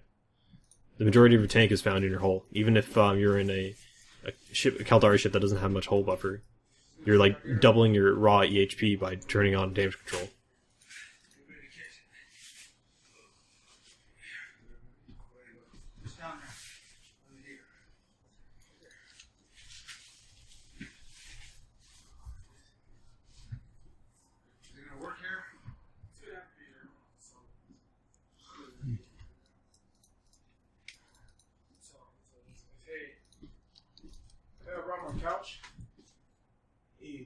What's up? Hey, I brought my couch. Uh-huh. It's too big. I'm gonna try to sell it this weekend, but it'll just be here like this temporarily. Okay, that's no problem. All right. Hazmat moving in.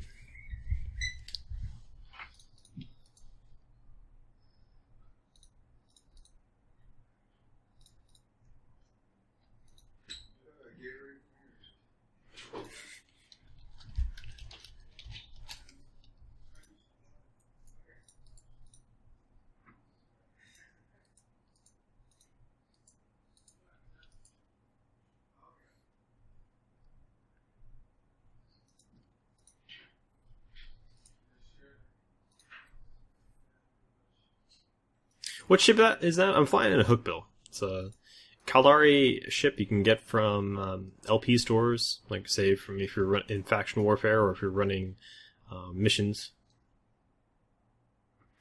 It's a Caldari faction frigate.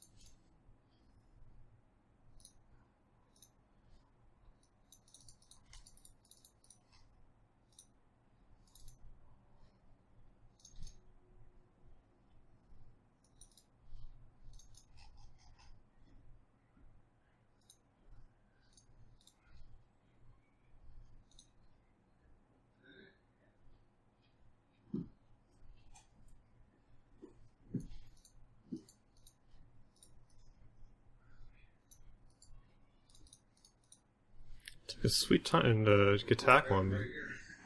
Not actually sure if that guy is blue with that red. Qatari State. Conte. Oh, he's not actually blue. Curious.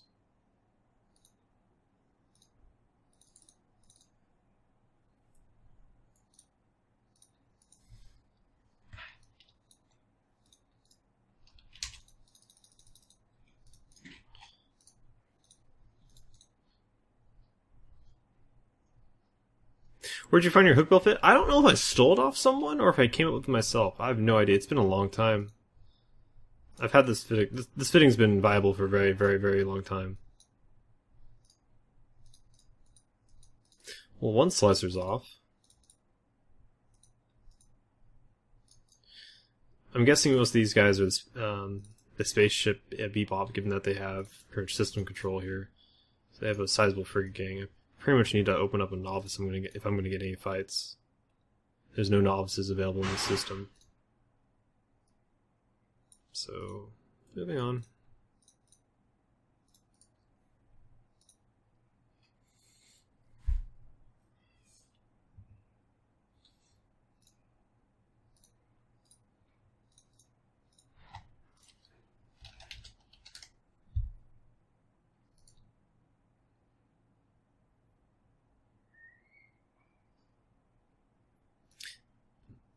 It's the same 3 days ago before getting blobbed. Not really sure what you mean there.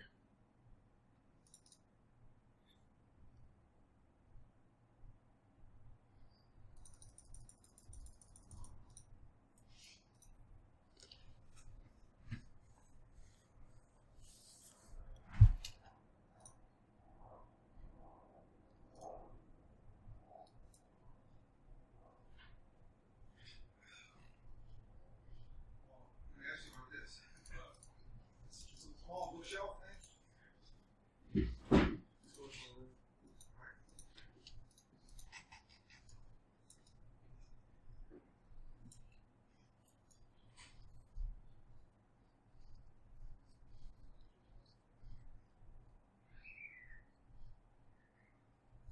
Hold on a sec, guys. I'm gonna. Can't log.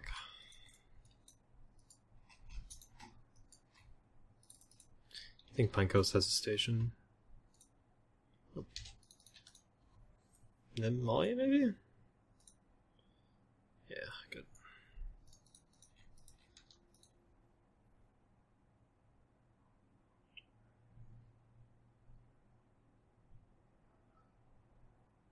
Oh wait, so it has. Yeah, that couch is not making it in. Okay, never mind.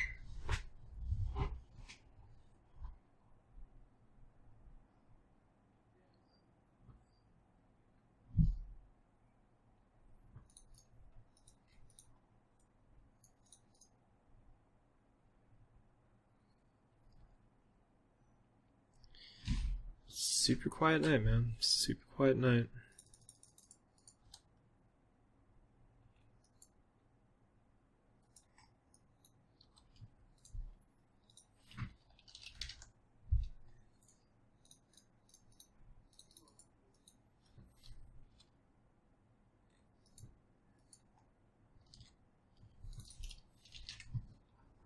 You like this jam?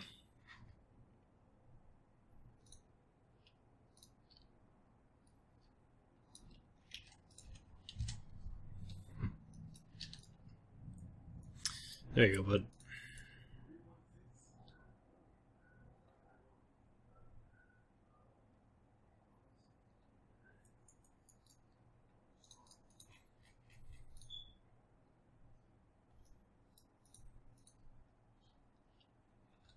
You actually thought it was your music playing. Nice.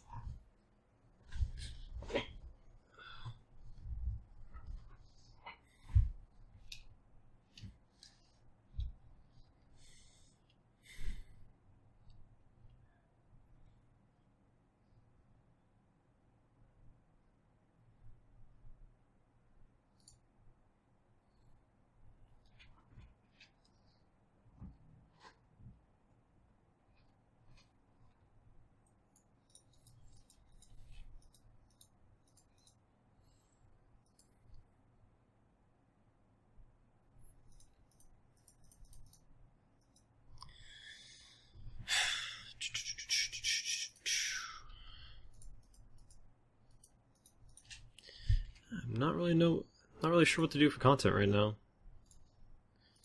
Super quiet regions, both war zones. I'm doing everything right now. I'm flying a T1 frigate, so I can get all access to as much PvP as I can. Just not even really find that many people in Plexus.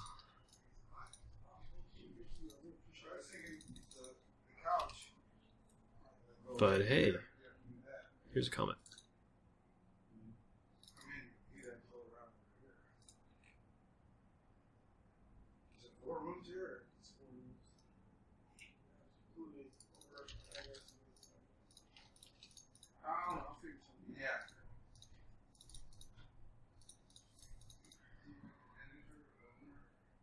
And that's why I jumped to Thera? No, okay.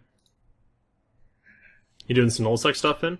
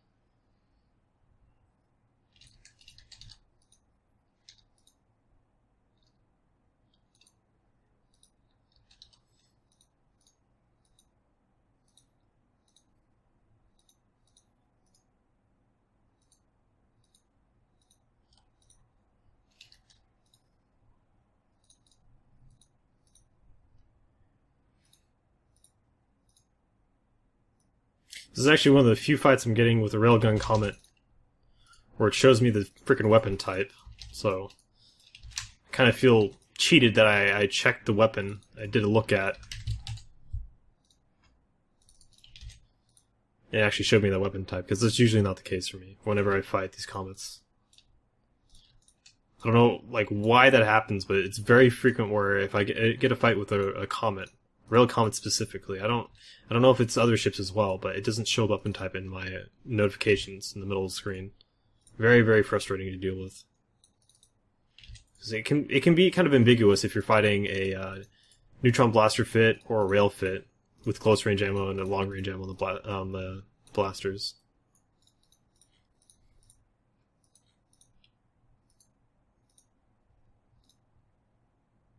Was he NOSing me? It wasn't NOSing me. Railgun Comet without a NOS newt is a bad comet? You think so? I run the newt on mine. NOSes are a lot more difficult to fit. I don't think that's necessarily bad.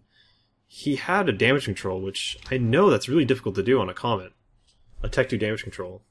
Maybe he had Geneolutions fit into his head. Let's see, what was the comet fit that I ran with? I've flown it recently. I don't think I've flown that many recently. If he had a newt, I think he would have been fine. A newt would have been fine on him. That's a blaster comet.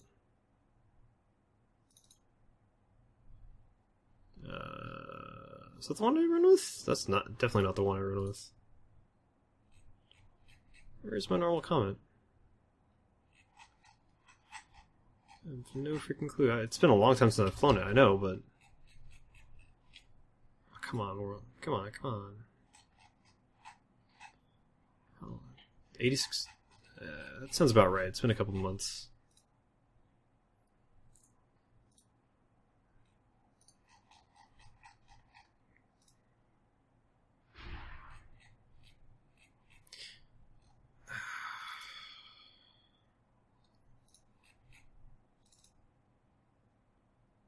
Here we go.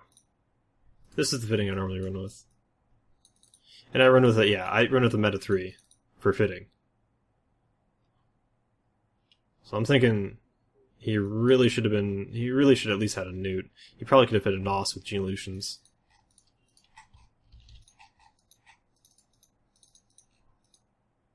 Yeah, if he had a newt, he would have capped me out. If he had a NOS, I think it would have been okay.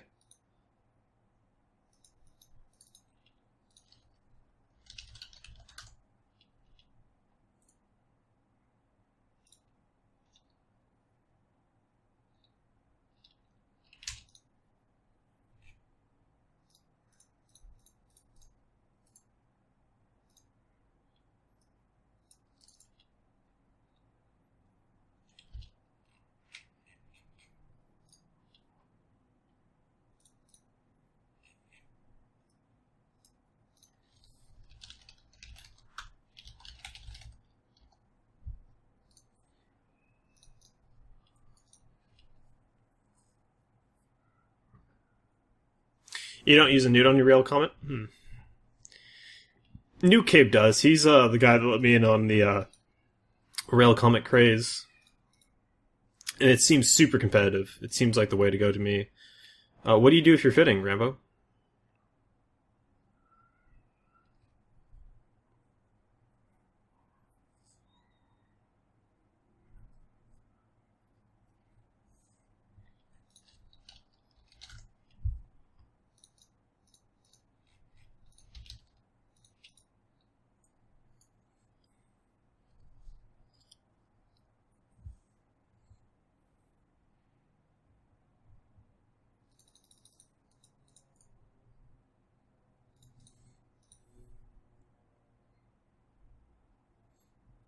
Oh shit. I was wondering about head stitching.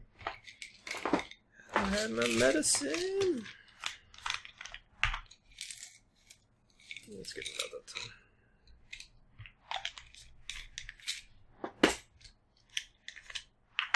You have an Energize Adaptive?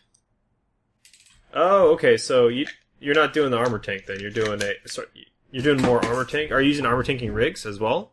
Or are you actually doing whole tank as well? It's very old school. I don't necessarily agree with that. I feel like foregoing whole tanking rigs is a bad route to go.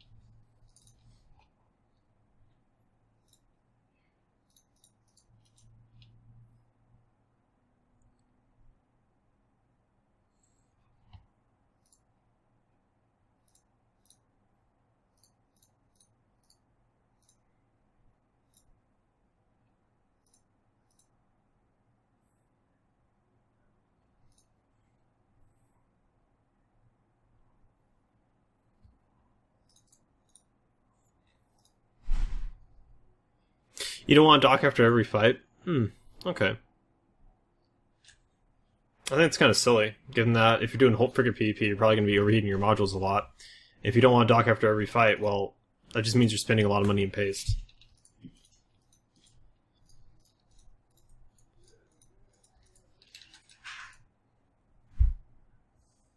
I mean, you live in Lowsec, for God's sake, Rambo, but then again, I guess I did forget there for a moment that you like to be, you know, doing the militia stuff and in hostile space and like the losing side of the militia, so that pretty much means that you're going to have difficulty docking up. I understand that, at least, now that I think about it a little bit.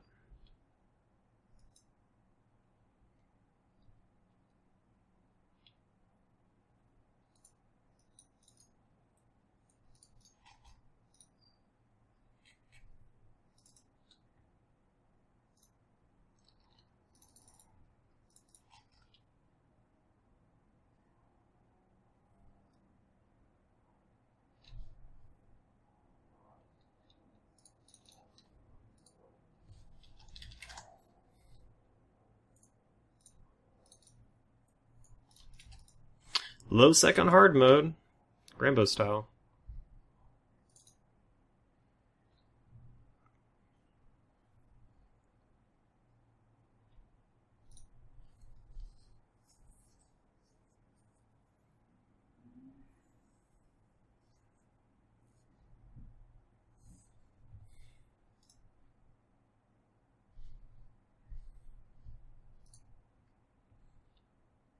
Hey Slowpoke, how's it going, man?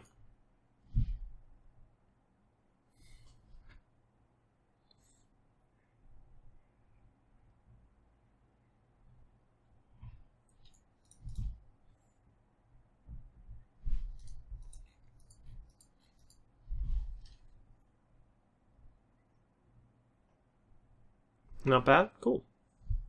Gotten a couple of fights. Not as many as I'd like, but a couple.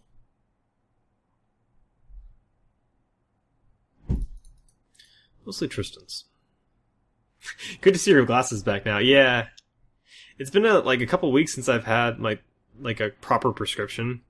And this is, I'm assuming, a different prescription. I don't know how different it is from my old glasses. So I'm they're giving me some shit when I started the stream. It's not nearly as bad now, which is great. I was worried that like an hour or two into the stream, my eyes were really gonna be straining. It was gonna be awful. I was gonna have a headache. But yeah, I just got 2 new frames. I gotta say, Costco, fantastic service. Great price.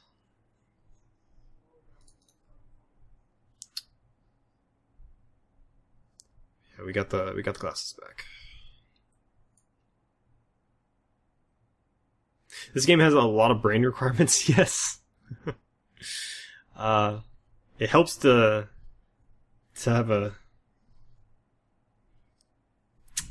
be a little bit cerebral about EVE Online. Yeah. Absolutely. There's a lot to the game. I mean, really what it comes down to, Came Valentine, you don't you don't necessarily have to be really smart to play this game. You just need to learn a lot. It's a knowledge thing. It's not necessarily a something you have to be on your top of your game all the time about. You may get burned if you're not on the top of your game at all times, but you can play this game casually quite fine, quite effectively, as long as you learn the basics. Now, learning the basics is a lot more time consuming, I think, than most games, but that's just how EVE is. Alright guys, I'm gonna be right back. I'm gonna get some watas. I'll be right back.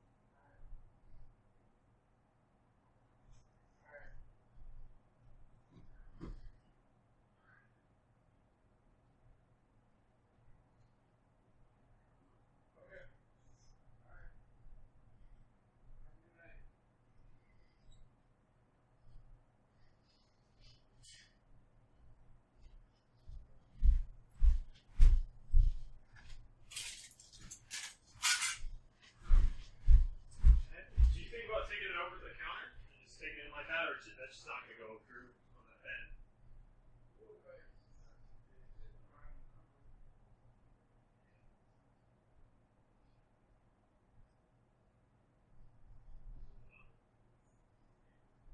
Yeah.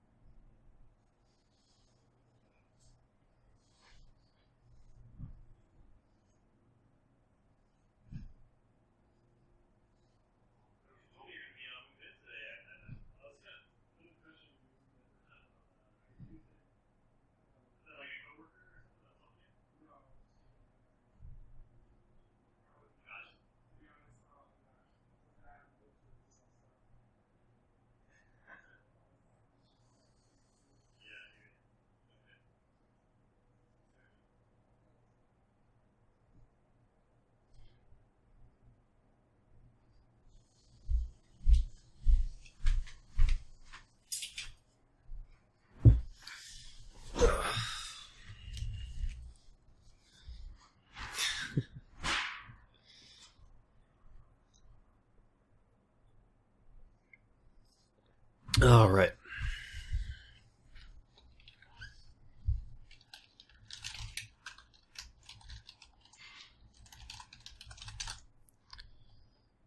And we're back.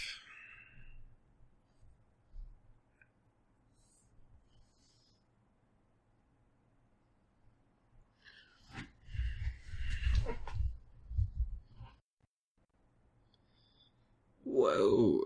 That full screen though.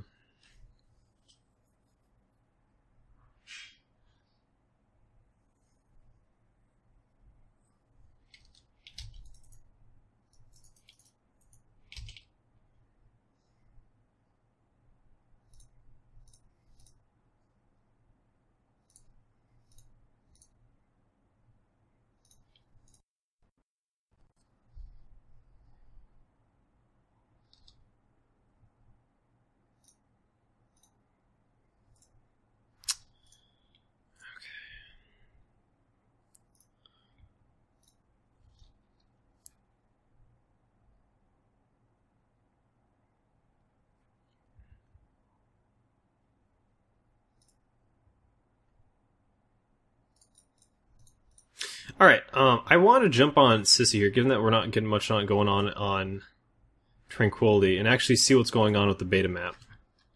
So I'm assuming when I hit F10, it's going to be... That's not the new map, is it? This isn't the new map. That's the old map. Where's the new map?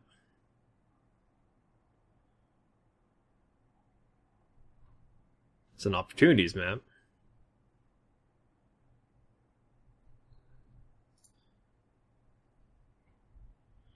Where is the new map? Okay, that's just map. Where's the beta map? Do you have to enable it? I forgot. Try new map. Okay. Here we go. Okay. Okay, there's Meando Dixie.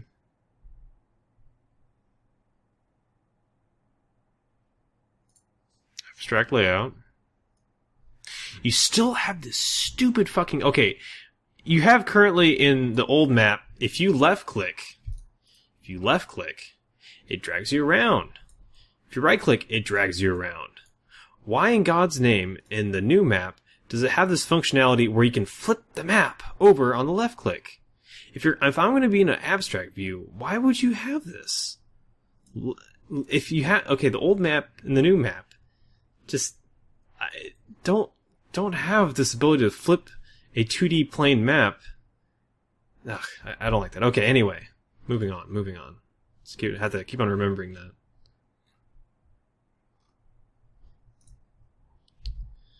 Okay, color by... Where's my statistics?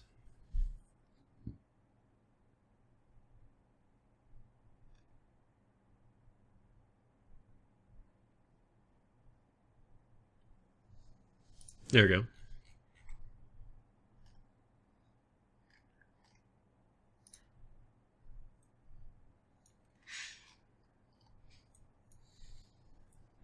Okay, so the test server is probably a really bad way to test this. Because there's only one system with people in it. This kind of looks better. This kind of looks better for how I'm able to read the map. But I can't really judge this new system. And because there's just no people. So I'm guessing I'm going to have to wait until, say, Tuesday to actually really judge how the beta map's doing for readability.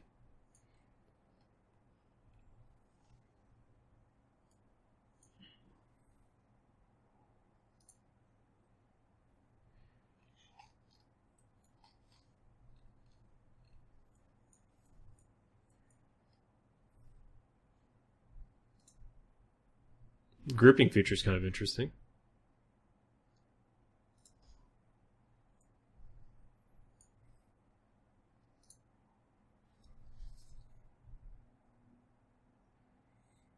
The map isn't flattened. The old map is flattened and it's stationary.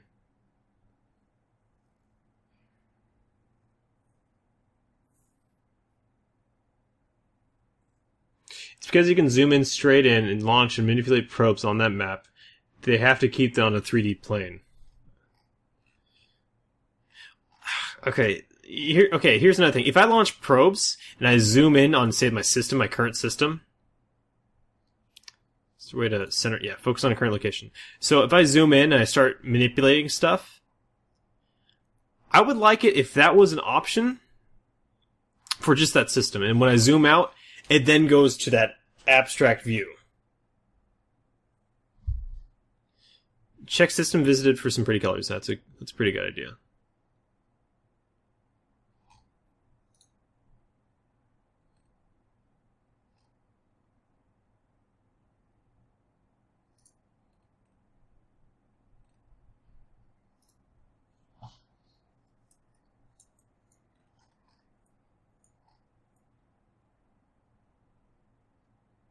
Okay.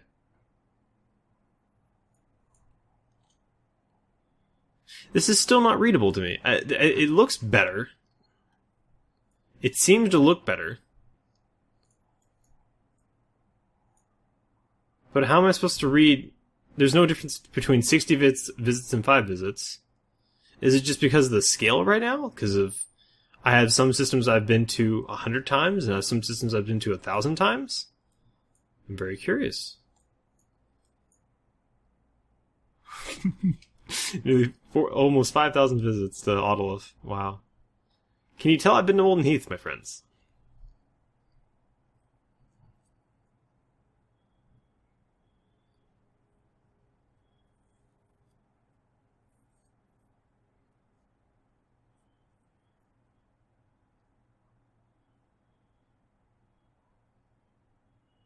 Sorry, you can move it with the right mouse up, down. Yeah, I realized that, but after doing this for years, I'm gonna left click. I'm gonna fucking left click.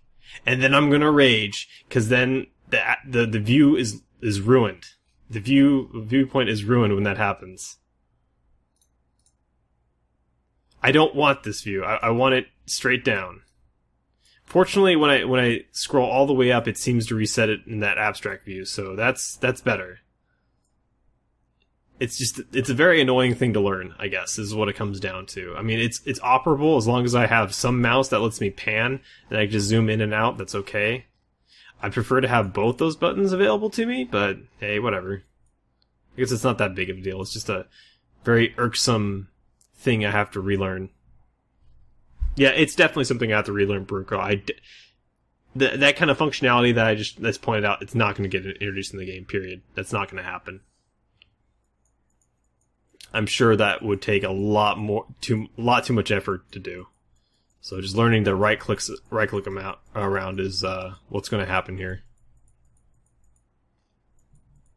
You'll get used to it. Well, yeah, because I have no choice. When it comes down to Rambo, this map is going to become the de facto map after some time.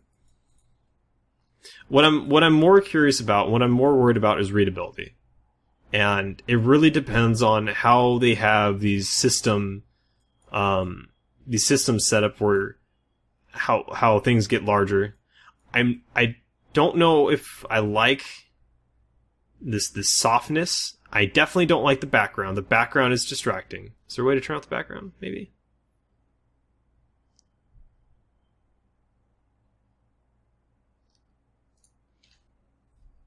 No way to turn off the background?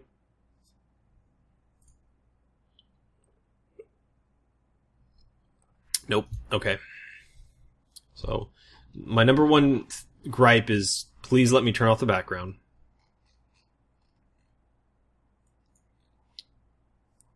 Second to that, why are these lines so light? I'm having really some difficulty reading these lines for this constellation. This gray line. What the hell? You can't read this. It's like when I mouse over the constellation, it doesn't look as bad because they actually brighten it up a bit. That's very frustrating. And I don't like how, again, it's when you look at the old map, you actually see contrast between stars and systems and connections between systems. Instead, you have constellations that are all the same color. So you have no contrast between those. It's a little bit more difficult to read. This is much better, though. It seems much better. So why is there all these dashed lines? What's going on with that? Is that just showing... What is that showing? I have no idea what that's showing. I'm in Dodixie? That's Dodixie. I don't have a route set. Why is it... If I click on a system, is that... Oh, it shows the lines between the systems I click on. Interesting. Okay.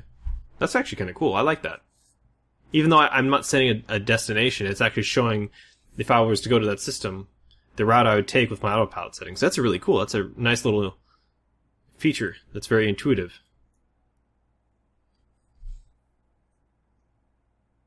Wait, that checkbox, abstract layout, what does it do? It flattens the map. It's like the first thing I click on. So if I turn off abstract layout, and then you have a 3D region. Abstract layout flattens that. So when I hit abstract layout, it becomes flattened. This is why I don't fucking like the ability to flip this. This makes no sense. This makes sense when I'm on my current system, and I'm doing proby stuff. Okay, I'm in my system, I drop probes, I start probing around the system. That's pretty cool. But when I zoom out, and I start looking at like the constellation view and all that jazz, I don't want to be able to flip this. I just want to be able to pan.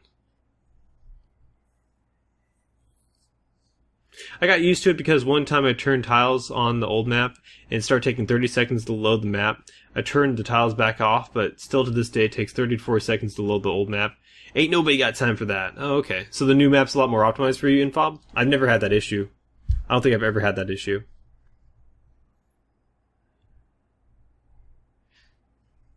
Yeah. Oh well. So I understand that probing in the new map is a huge pain in the butt. How's probing for you guys? Is it getting any better? Has anyone tried that on with the recent changes on Sissy, anything like that?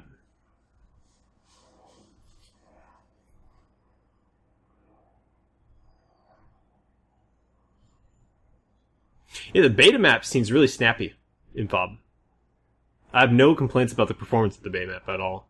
It would be bad design when both mouse buttons have the same functionality. Why? Why is that bad design? How in hell is that bad design? It's not bad design here. It's not bad design here at all. There's no need. There's no need to flip this. That's why it's not bad design, Rambo. There's no need to flip this map. It's an abstract view.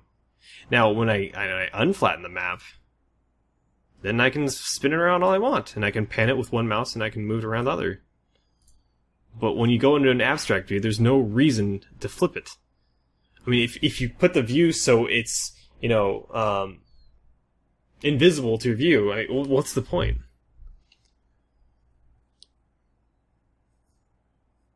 It's not redundant.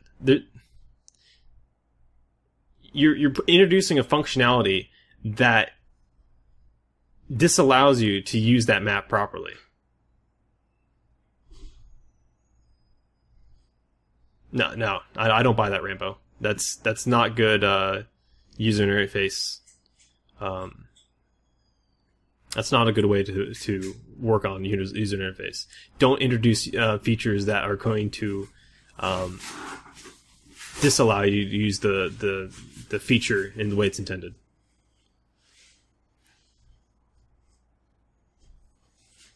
So what you're saying is if they swap the left mouse button for the right one, the new map I would like it? I'd like it a lot more. I don't want them swapped. I just want...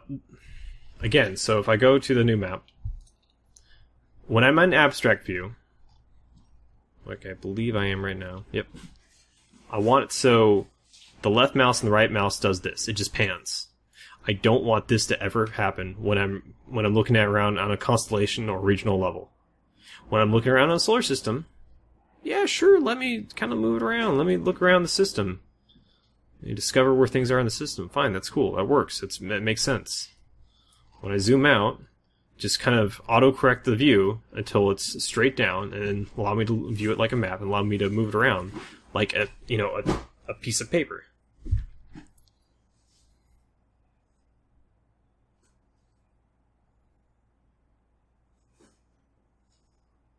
Sarge does not want to burn... Oh, get the hell out of here, Rambo. It has nothing to do with learning. It has absolutely nothing to do with learning.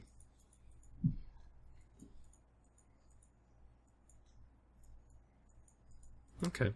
Is there anything else about the new map that they've altered or they've updated, Rambo? What have they optimized? What are the things they've changed? It looks like I saw a bunch of statistics there. And that was the entire idea about the new map is they introduced new stuff or new ways to view the map.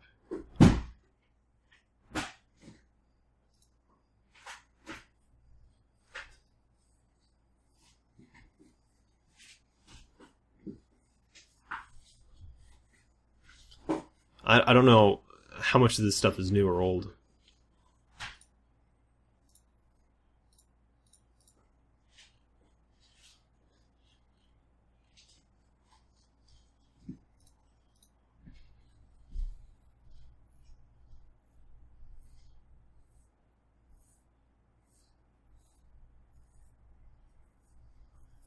I mean, frankly, it seems that the only thing that's new about the new map, other than the looks of it and the ability to piss Sard off, is that seamless transition into the solar system view and probing in the map, which is pretty cool. 2 thumbs up for CCP. There was a dev blog. Okay, I'll just check out the dev blog, and I'll find that out. I guess I'll have to learn more tomorrow when this guy becomes, I guess, the default map. You just blindly stumble around space. Do you use Dotland, Queen? A lot of people use Dotland. Frankly, you could just have the browser open and use Dotland. It's, that completely takes over for what most people use the map for. Excuse me.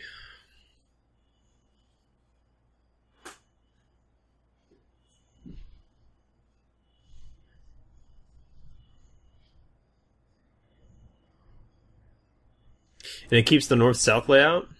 Oh, you keep flipping your view? Yeah. Yeah. Isn't that trolly?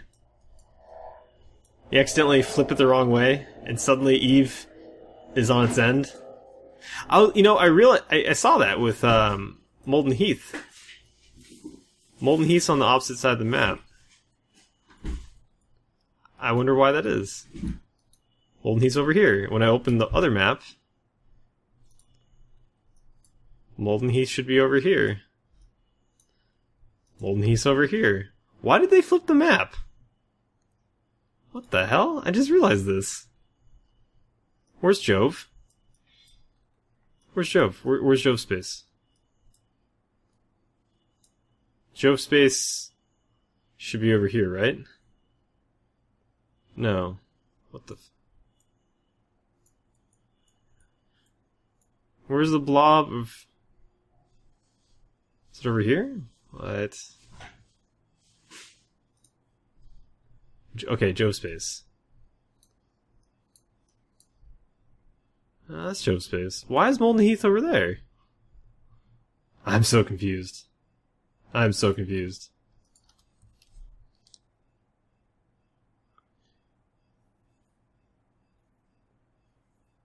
It did a 180 on the new map. Oh, this... Why? What? It doesn't make any difference. That's just so weird. Let's just like throw a spanner into the works of old players' way of thinking. That's I guess what the new map's all about. Let's just fuck with old players. That's what it's all about. It doesn't really do anything to new players, but it's just like bonking old players on the head. It's like, ha ha ha. Are we messing with you yet? Huh? Huh?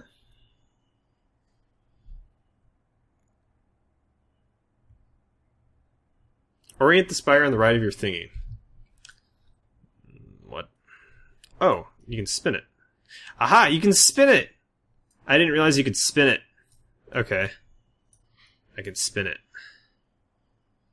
So, Molten Heath should be... Yeah, there's no north like you pointed out earlier. I wonder if I undock, if I'll be able to see Space North, so I can orient my map with my in-game compass. Okay, next level strats, guys. There is a north. There's always Space North. Is this gonna actually work? Ew. Oh no!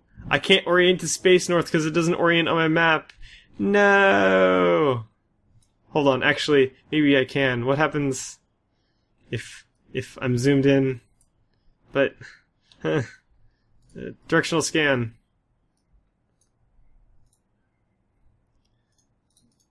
Does it show my directional scan? Does it show the angle? Does it? It doesn't show the directional scan? No! I can't get Space North. I have no way to know what Space North is. I'm done. Good fight. Good fight. Good fight. I don't have radial enabled. Or is it on left mouse? It's on left mouse. It's the worst thing ever. What modules turn on? I have no idea. It's something to add into the game. It affects your whole hit points. It doubles your whole resist. It gives you a little bit of armor and shield resist. I think it's a faction item you get out of Sister of Eve or something like that. No, that's not a damage control. Damage controls have a suitcase icon. This is I don't know what this is. Looks lame though. Completed zooming the camera. Thanks! Opportunity System's the best!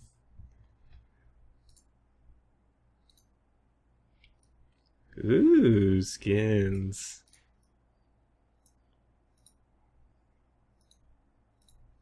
What the hell's the difference between these skins? It's like the same thing.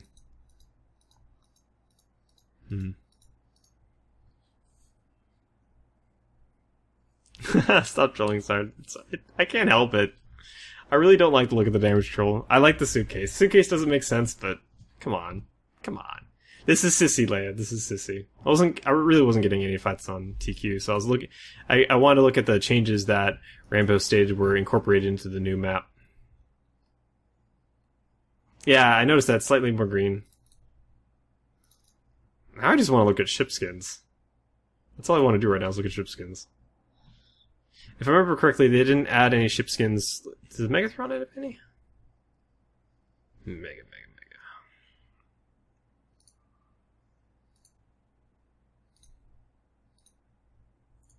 Why are these so expensive? Because Dodixie's not a seeded system. Fucking piece of shit.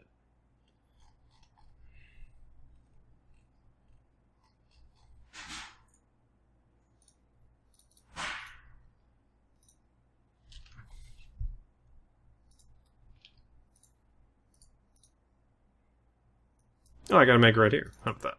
Woo-ha. Completed Death of a Ship. I'm green, or I'm orange. Ooh, Intaki second to get. Oh, give me some of that.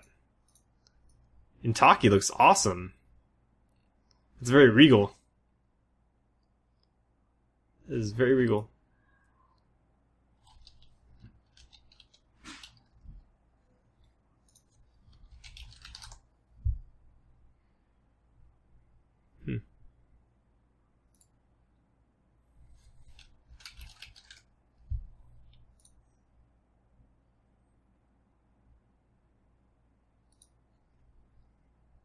Whee!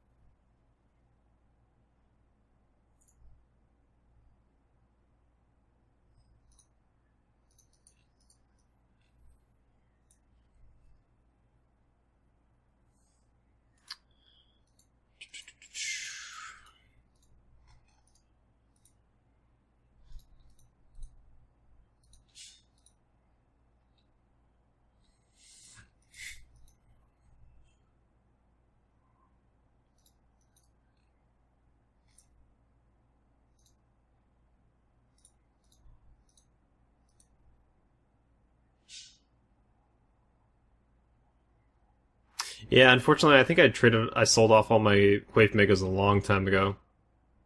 I need the space bucks. Still sitting on the Quaif, Tristan, Vexer, and Dominix's. I'm not a huge fan of the Quaif skins, so I don't mind selling those off.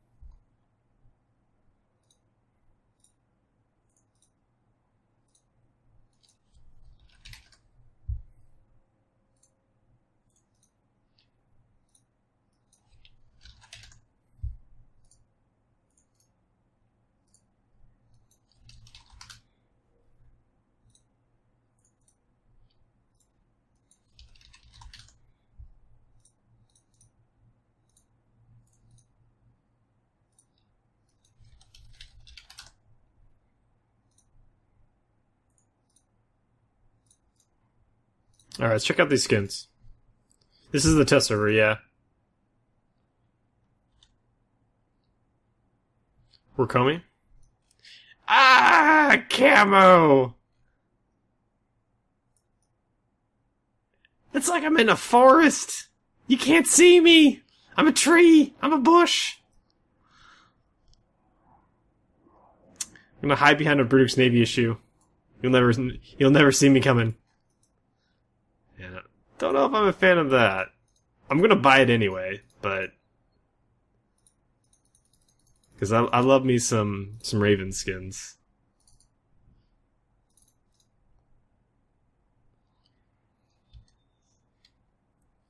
Ooh, Crucial makes it pink. Oh, Pink Tempest. I'm all for that. Nefintar. Oh, hey, how you doing? How you doing? How you doing? It's pretty cool. Looks pretty awesome. Like, I want to see some, like, skulls on here or something like that. Maybe a skull planted onto the, like, tippy top of the Tempest. That's pretty awesome. It's interesting.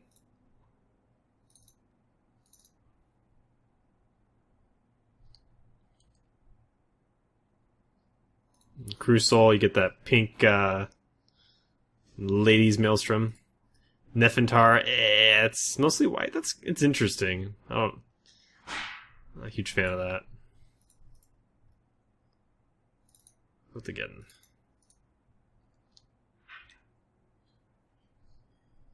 Kador, yay, I'm blue. Tashmurkhan, yay, I'm reddish. That's kind of cool. I just did that one. Critics.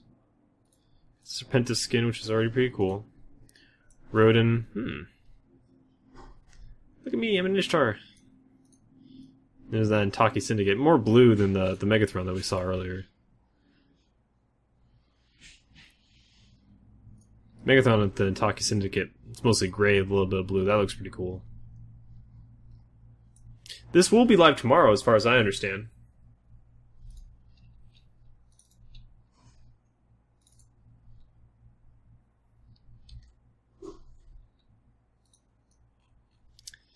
Oh, God, the Thucker skin. I'm a huge not fan of the Thucker skin. Crucial, oh wow. Looks like they changed the Crucial skin. No, I don't think there is a Crucial skin for the Cyclone right now.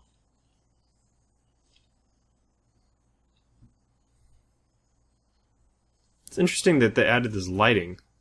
Or no, they just changed it. I never noticed it. Never noticed the lighting right there. It's kind of interesting coloration for Cyclone.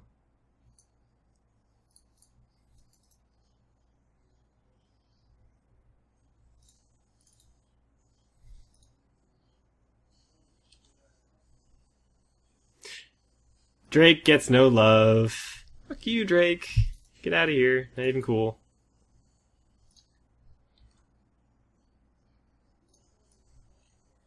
Look at that Kador skin. A Conid. Oh, wow! Look at that Con. Everyone's gonna be flying in Harbingers come tomorrow. Everyone. Everyone and their mother. That is awesome.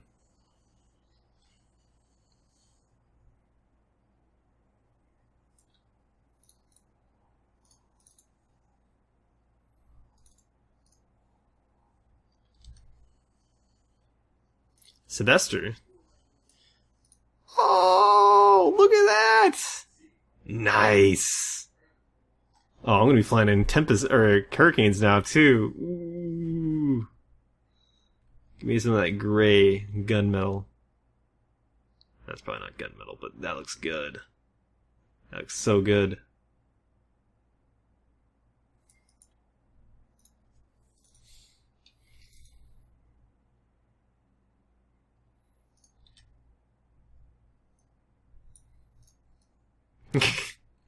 Oh, look at that Airbus skin. That looks like something. That definitely looks sci-fi. I do like that coloration.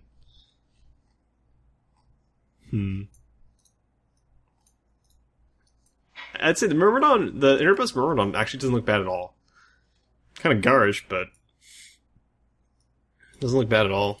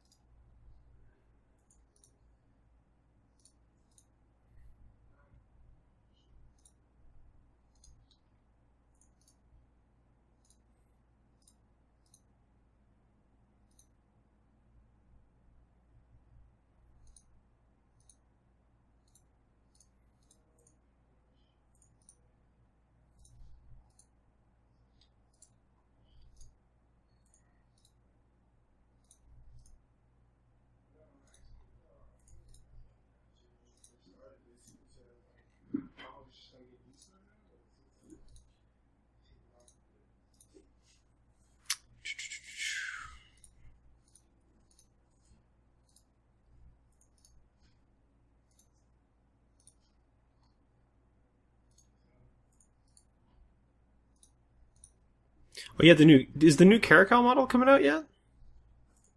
Doesn't look like it. I was hoping. I was hoping.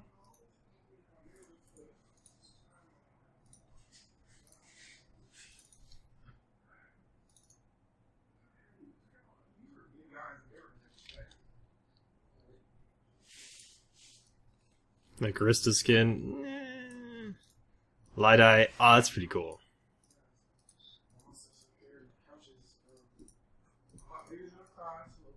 It's pretty good. It's pretty good. I like the Light Eye skin of the Ferox.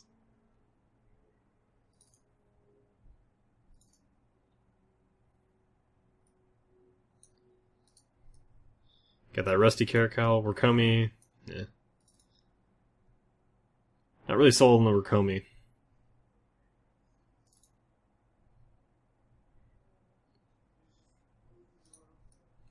Getting the Light Eye. That looks like a Gila. That's a freaking Gila. Look at that.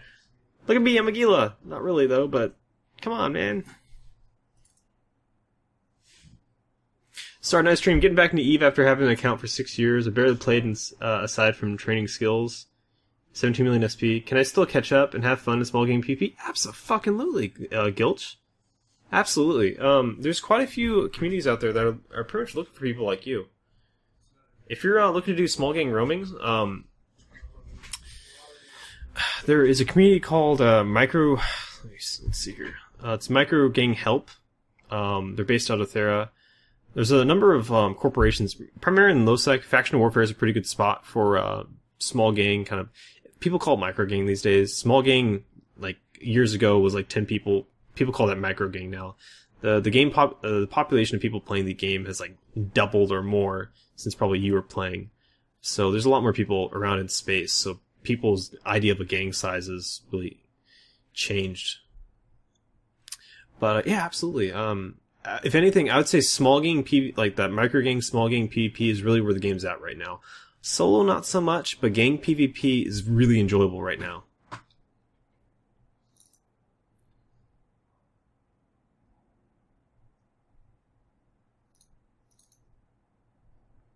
Hey, Zach Dust, yeah, test server. Whoa, okay, we have all sorts of skins.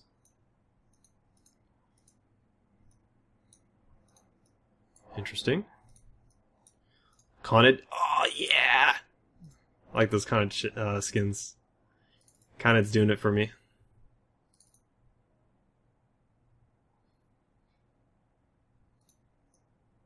Aliastra, I've been a fan of the Aliastra Hyperion. It's a good looking skin. Again, the Interbus, it's garish, but looks good.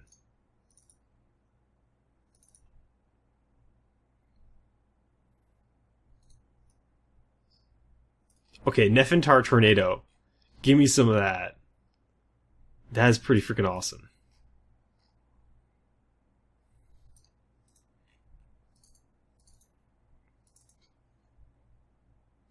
How does a new fun small gang PvP best? I don't think there's any best way to do it, Shatner. There's a lot of different ways to do it. It really depends on what you enjoy doing in this game. That's the number one thing I always tell a new player. Number one, some people will inform a new player, hey, you don't have to pay the monthly sub. You can grind out ISK and play this game for free. But you have your opportunity cost. You have your time investment that you're putting into the game. For even veteran players that make lots of money per hour, it's much more efficient for just about anyone to go work at flipping burgers at a fast food joint and paying and converting game time into ISK.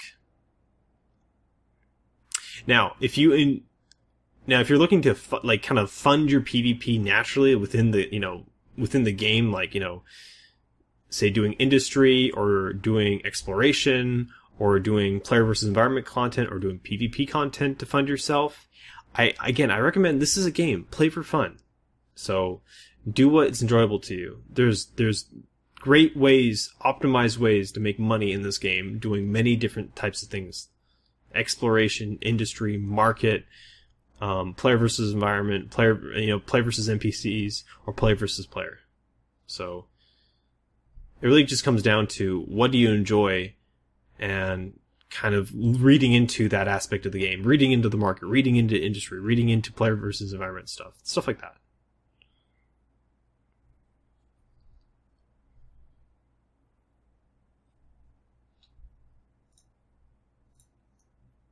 Sarum skin. Oh wow, the gold and red.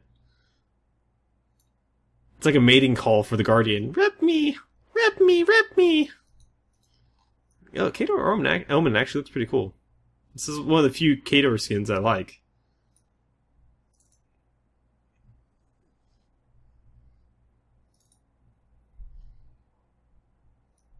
No skins with a rep shirt? What is this? And then just the normal skins for that one. Tell me the Vargr has a skin. Not yet. Damn. It's okay, Vargr. You sexy. You sexy. It's okay.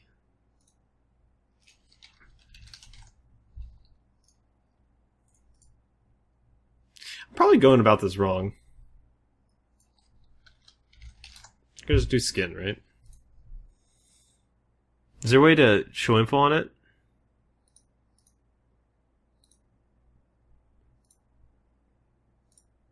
Oh, I could have just been doing... What happens if I view it? Nice! Okay, I can just do it this way. Okay, sweet. I don't actually have to buy all the ships. I can just look at them and show info and look at skins.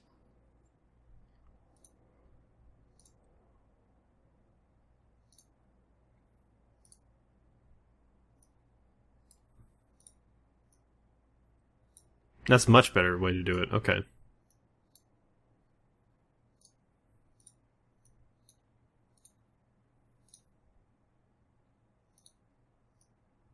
That's such a small difference.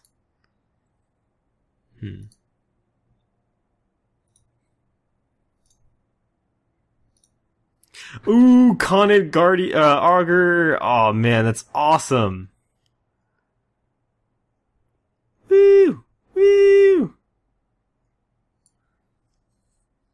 Oh, Isis?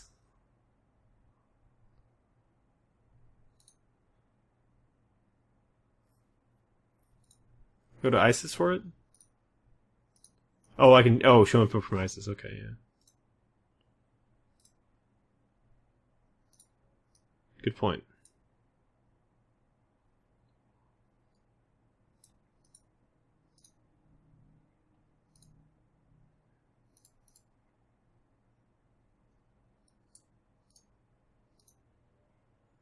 No skins for the Scythe, though. Or that's the Scythe, yeah. That's right. What about the Osprey? Does Osprey get a skin? Come on, man. It's a pretty ship. Space Camo! I'm probably gonna get that. I like the Osprey. Osprey is one of my favorite Logi ships. I got a really bitchin' Osprey fit that I fly around with quite often for solo Logi. I like it a fair bit more than the Scythe. The Scythe is fast, but it has like 50% less HP, and I get the remote cap transfer on the Osprey.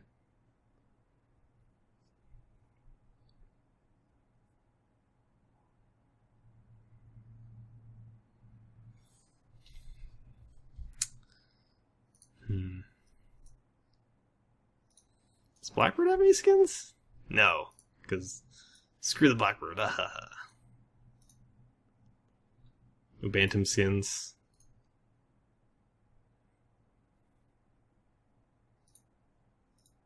Probably just the default Riptor skins, yeah.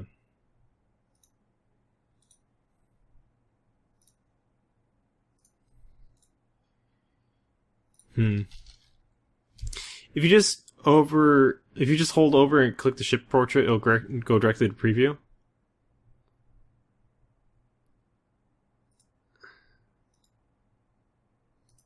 Oh, I see.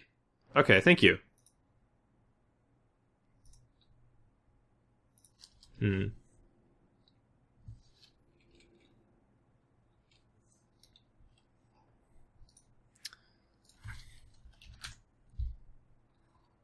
Oh, so the Algos gets one. Come on.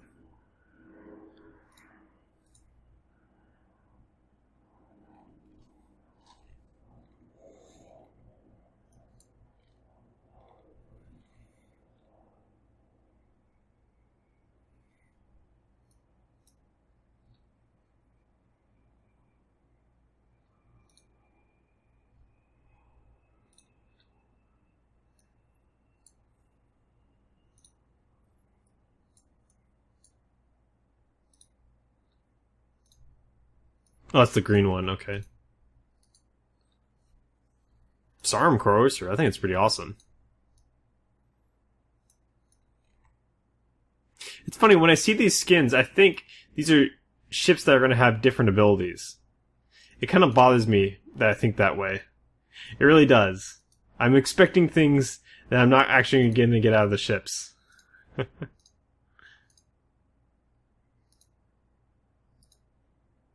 Rodent Brutix is pretty cool. I'm a fan of the normal Brutix skin, but the Rodent Brutix is pretty awesome. You know, I gotta say, guys, one of the things about these skins that I'm kind of afraid of, there's some skins here, like the Khador skins, I think I'm really gonna enjoy for a lot of time. There's some skins that I'm like, you know what, I like them, but they're gonna come out with a way better skin soon, so I probably just should hold off on buying those. It's kinda cool. I kinda like that. I don't like it at all, but I kinda like it. Did I see Atron skins? I don't think I've ever seen an Atron skin.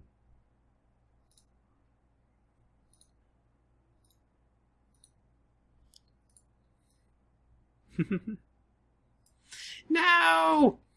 Don't shut me down.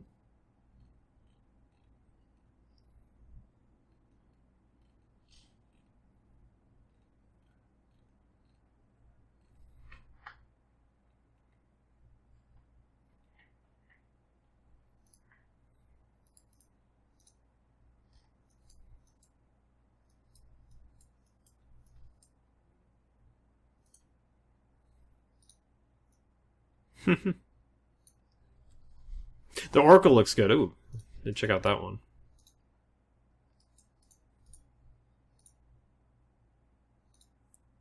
Oh my gosh. Those are both awesome. Oracle, yeah, it does look really good without a skin. It doesn't bother me at all without skin. That's awesome. The Sarum actually, yeah, I mean, Sarum's, it's grown on me. It's grown on me. Gold and red has grown on me.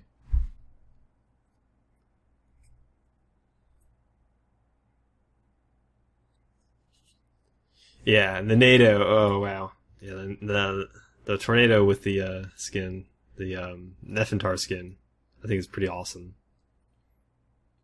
That white and black looks really good. A little bit of gold trim to it.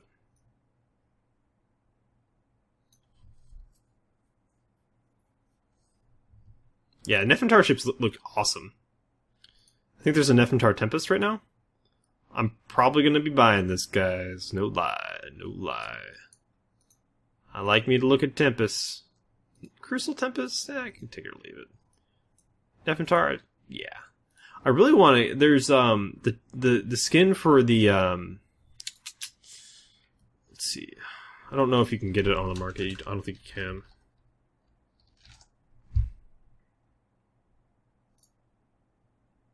The tribal issue. I like this skin a lot. I love this skin. This is the skin for, oh god, what's it called? What faction? Oh, it's not Sebester. Tribal Justice Department, I think? Something. Tribal Justice something. But I think it's a pretty cool looking skin. And evidently the Serenity server has that as a skin, also for the Vargur. Pretty freaking awesome. Did I see any skins for the Typhoon? Just the Crucial? Okay.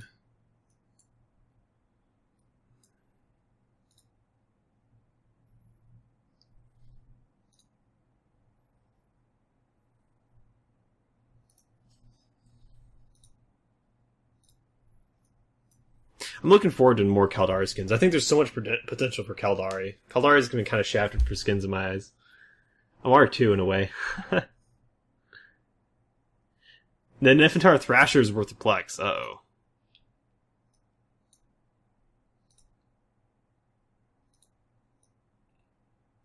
Oh, it's Thucker, never mind.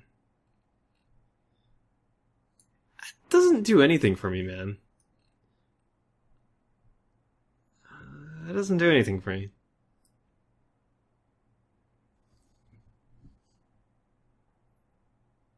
Yeah, the Nefertar Tempest makes me want to do Nav Pass, yeah, for sure.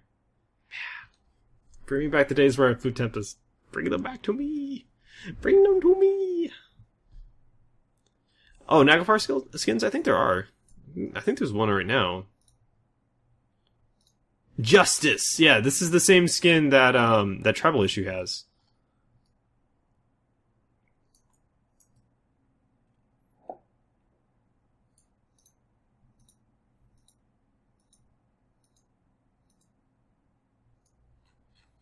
Just darker.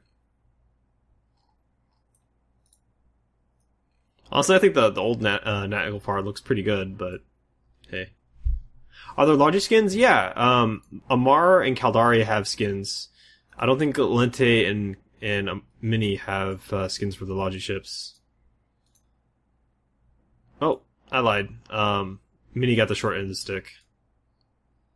Amar gets an amazing skin with Khador on their auger. Black and gray looks good. Art of Sharper, I'm not a huge fan of. I don't know if the Tech 2 Logi got anything. Let me check. They did not. Tech 2 ships seemingly are missing out from that.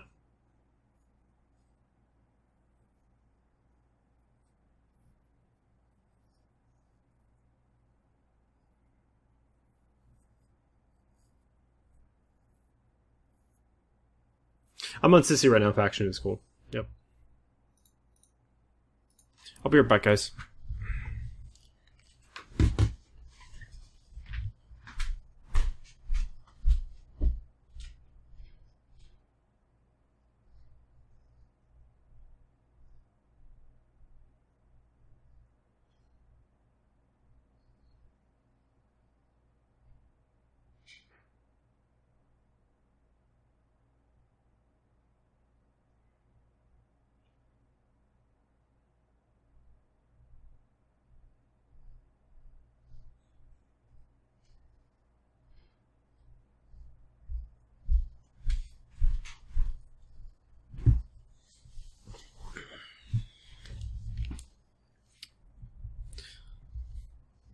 Oh, there's a Crucial Nidhugger? Oh my goodness.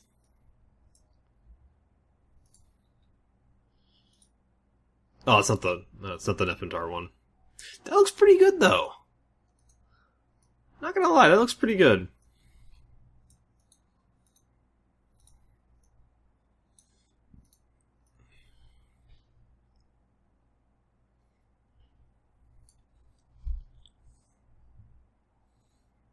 Ooh, Aeon?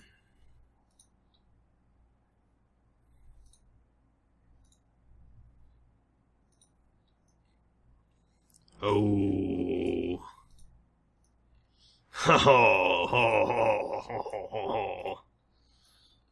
Nice.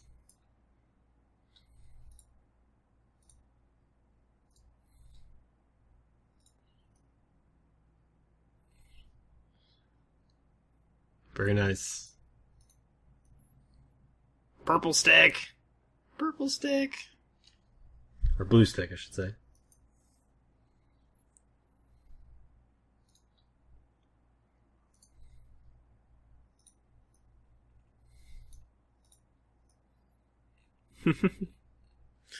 Where's the giant Quaif logo? Where is it?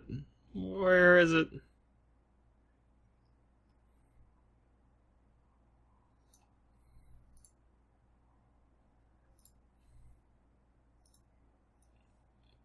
Oh, wow. Oh, Devol looks awesome. Whoa, does Devol look awesome. How many Devol skins are there? I didn't see that many.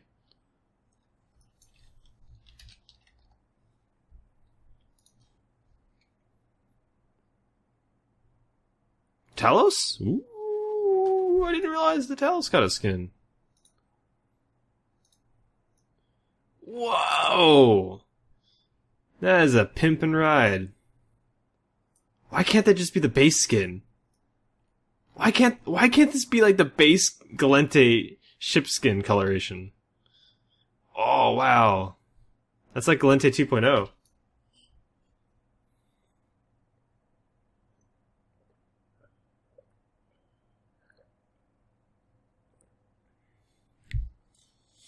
It's Lou Shinobi. Yeah, nothing for the Drake yet, nope.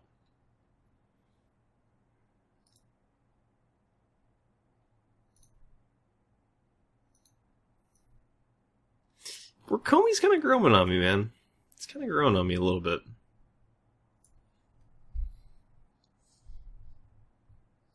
Hey, Finn, how's it going?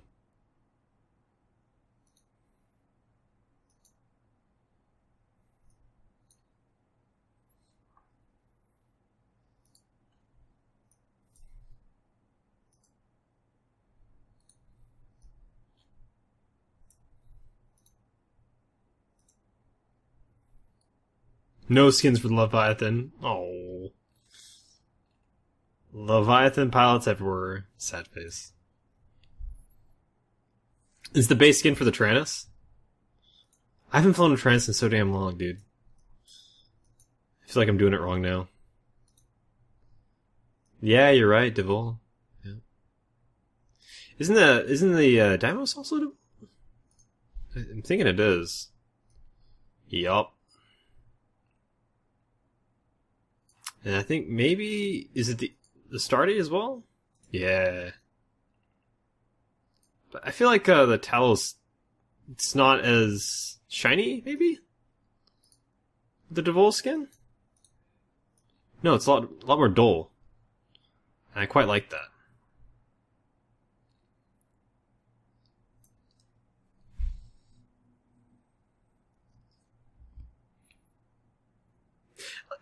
Give it time, Faction. Cool. Give it time, absolutely.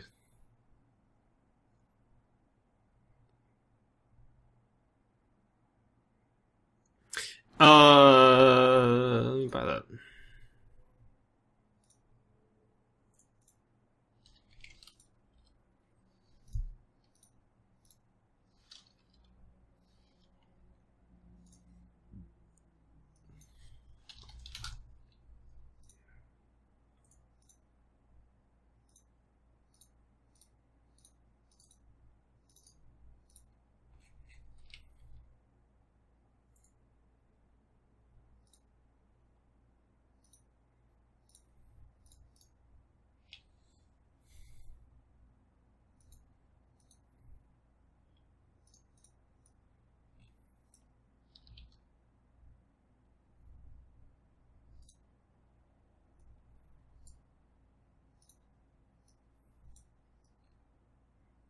It's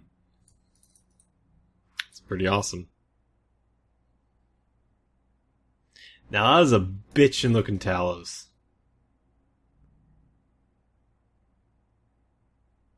That is a pretty slick looking Talos.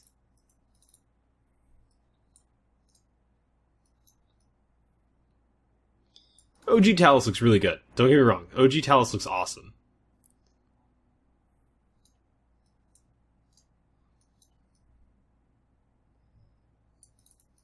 But I like me those muted colors. I really do.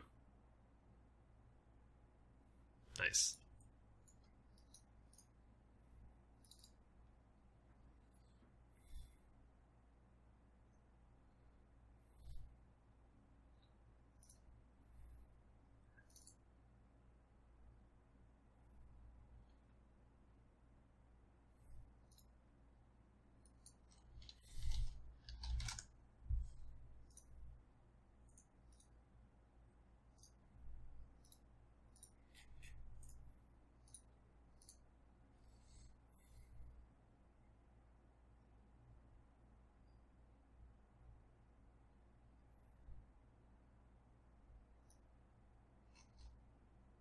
Hey Nestor, how you doing? You big. You too big.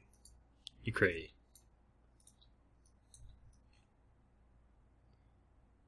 I gotta say, I think the skin change is way too fast.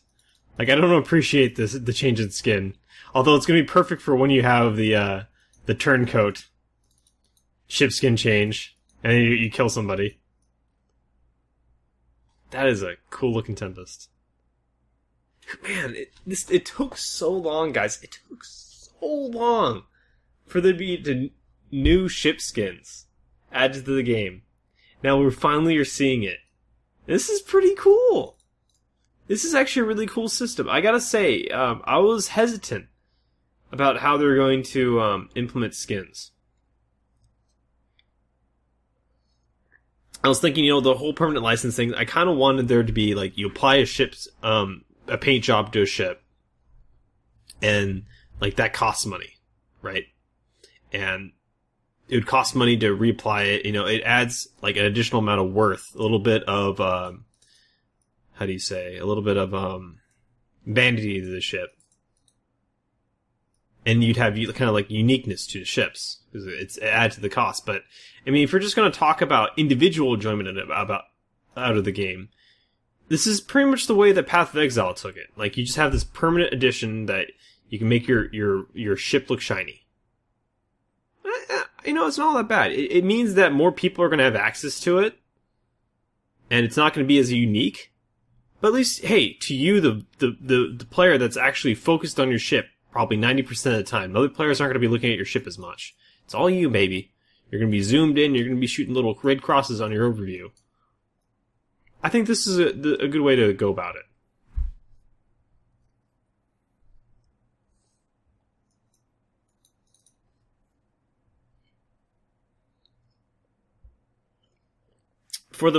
So there are skins. Any skin that drops in game, as I understand, is limited in duration and limited in how long it will be applicable to the ship. Although you can stack the duration. So if, like you say, bought 10 police comet skins, that would be 300 days worth of having a police comet. I think. Even though I think the police comet is not a skin, it's a model. I'm not sure how that works. But, yeah. So if you have limited skins, you can stack that time, but it's never going to be permanent.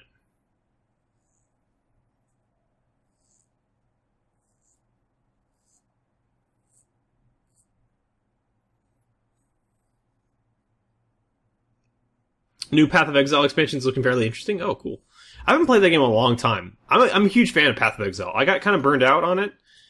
I had a glass cannon build, and it did not work out so well, and I got fairly mad because one of the major reasons why it didn't work is lag. But I don't know. I wouldn't mind trying out Path of Exile again.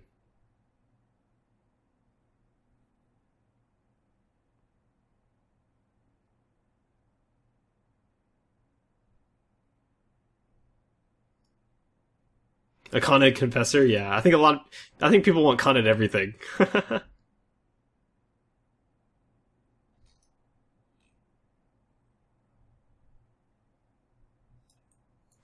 Okay, cool.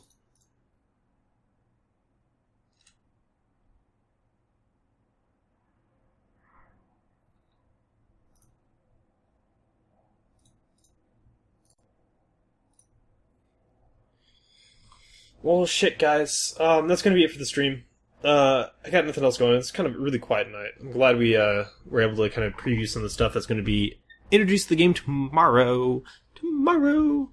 Most importantly, tomorrow, warp speed changes. Yes! Oh, warp speed changes. Warp fast and battle cruiser. Going to be going everywhere.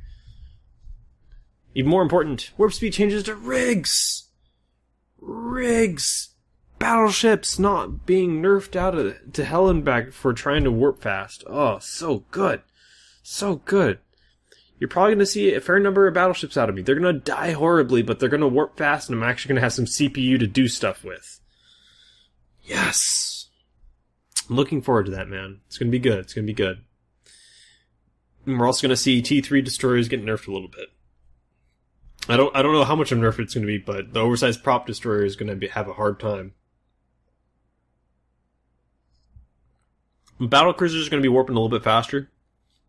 Instead of 2.5, they're going to be going 2.7. Command ships are going to be going 3.0 in warp, which is crazy. 3.0 cruiser speed. And warp speed rigs are no longer going to have a CPU penalty. It's going to have a sig radius penalty, I believe.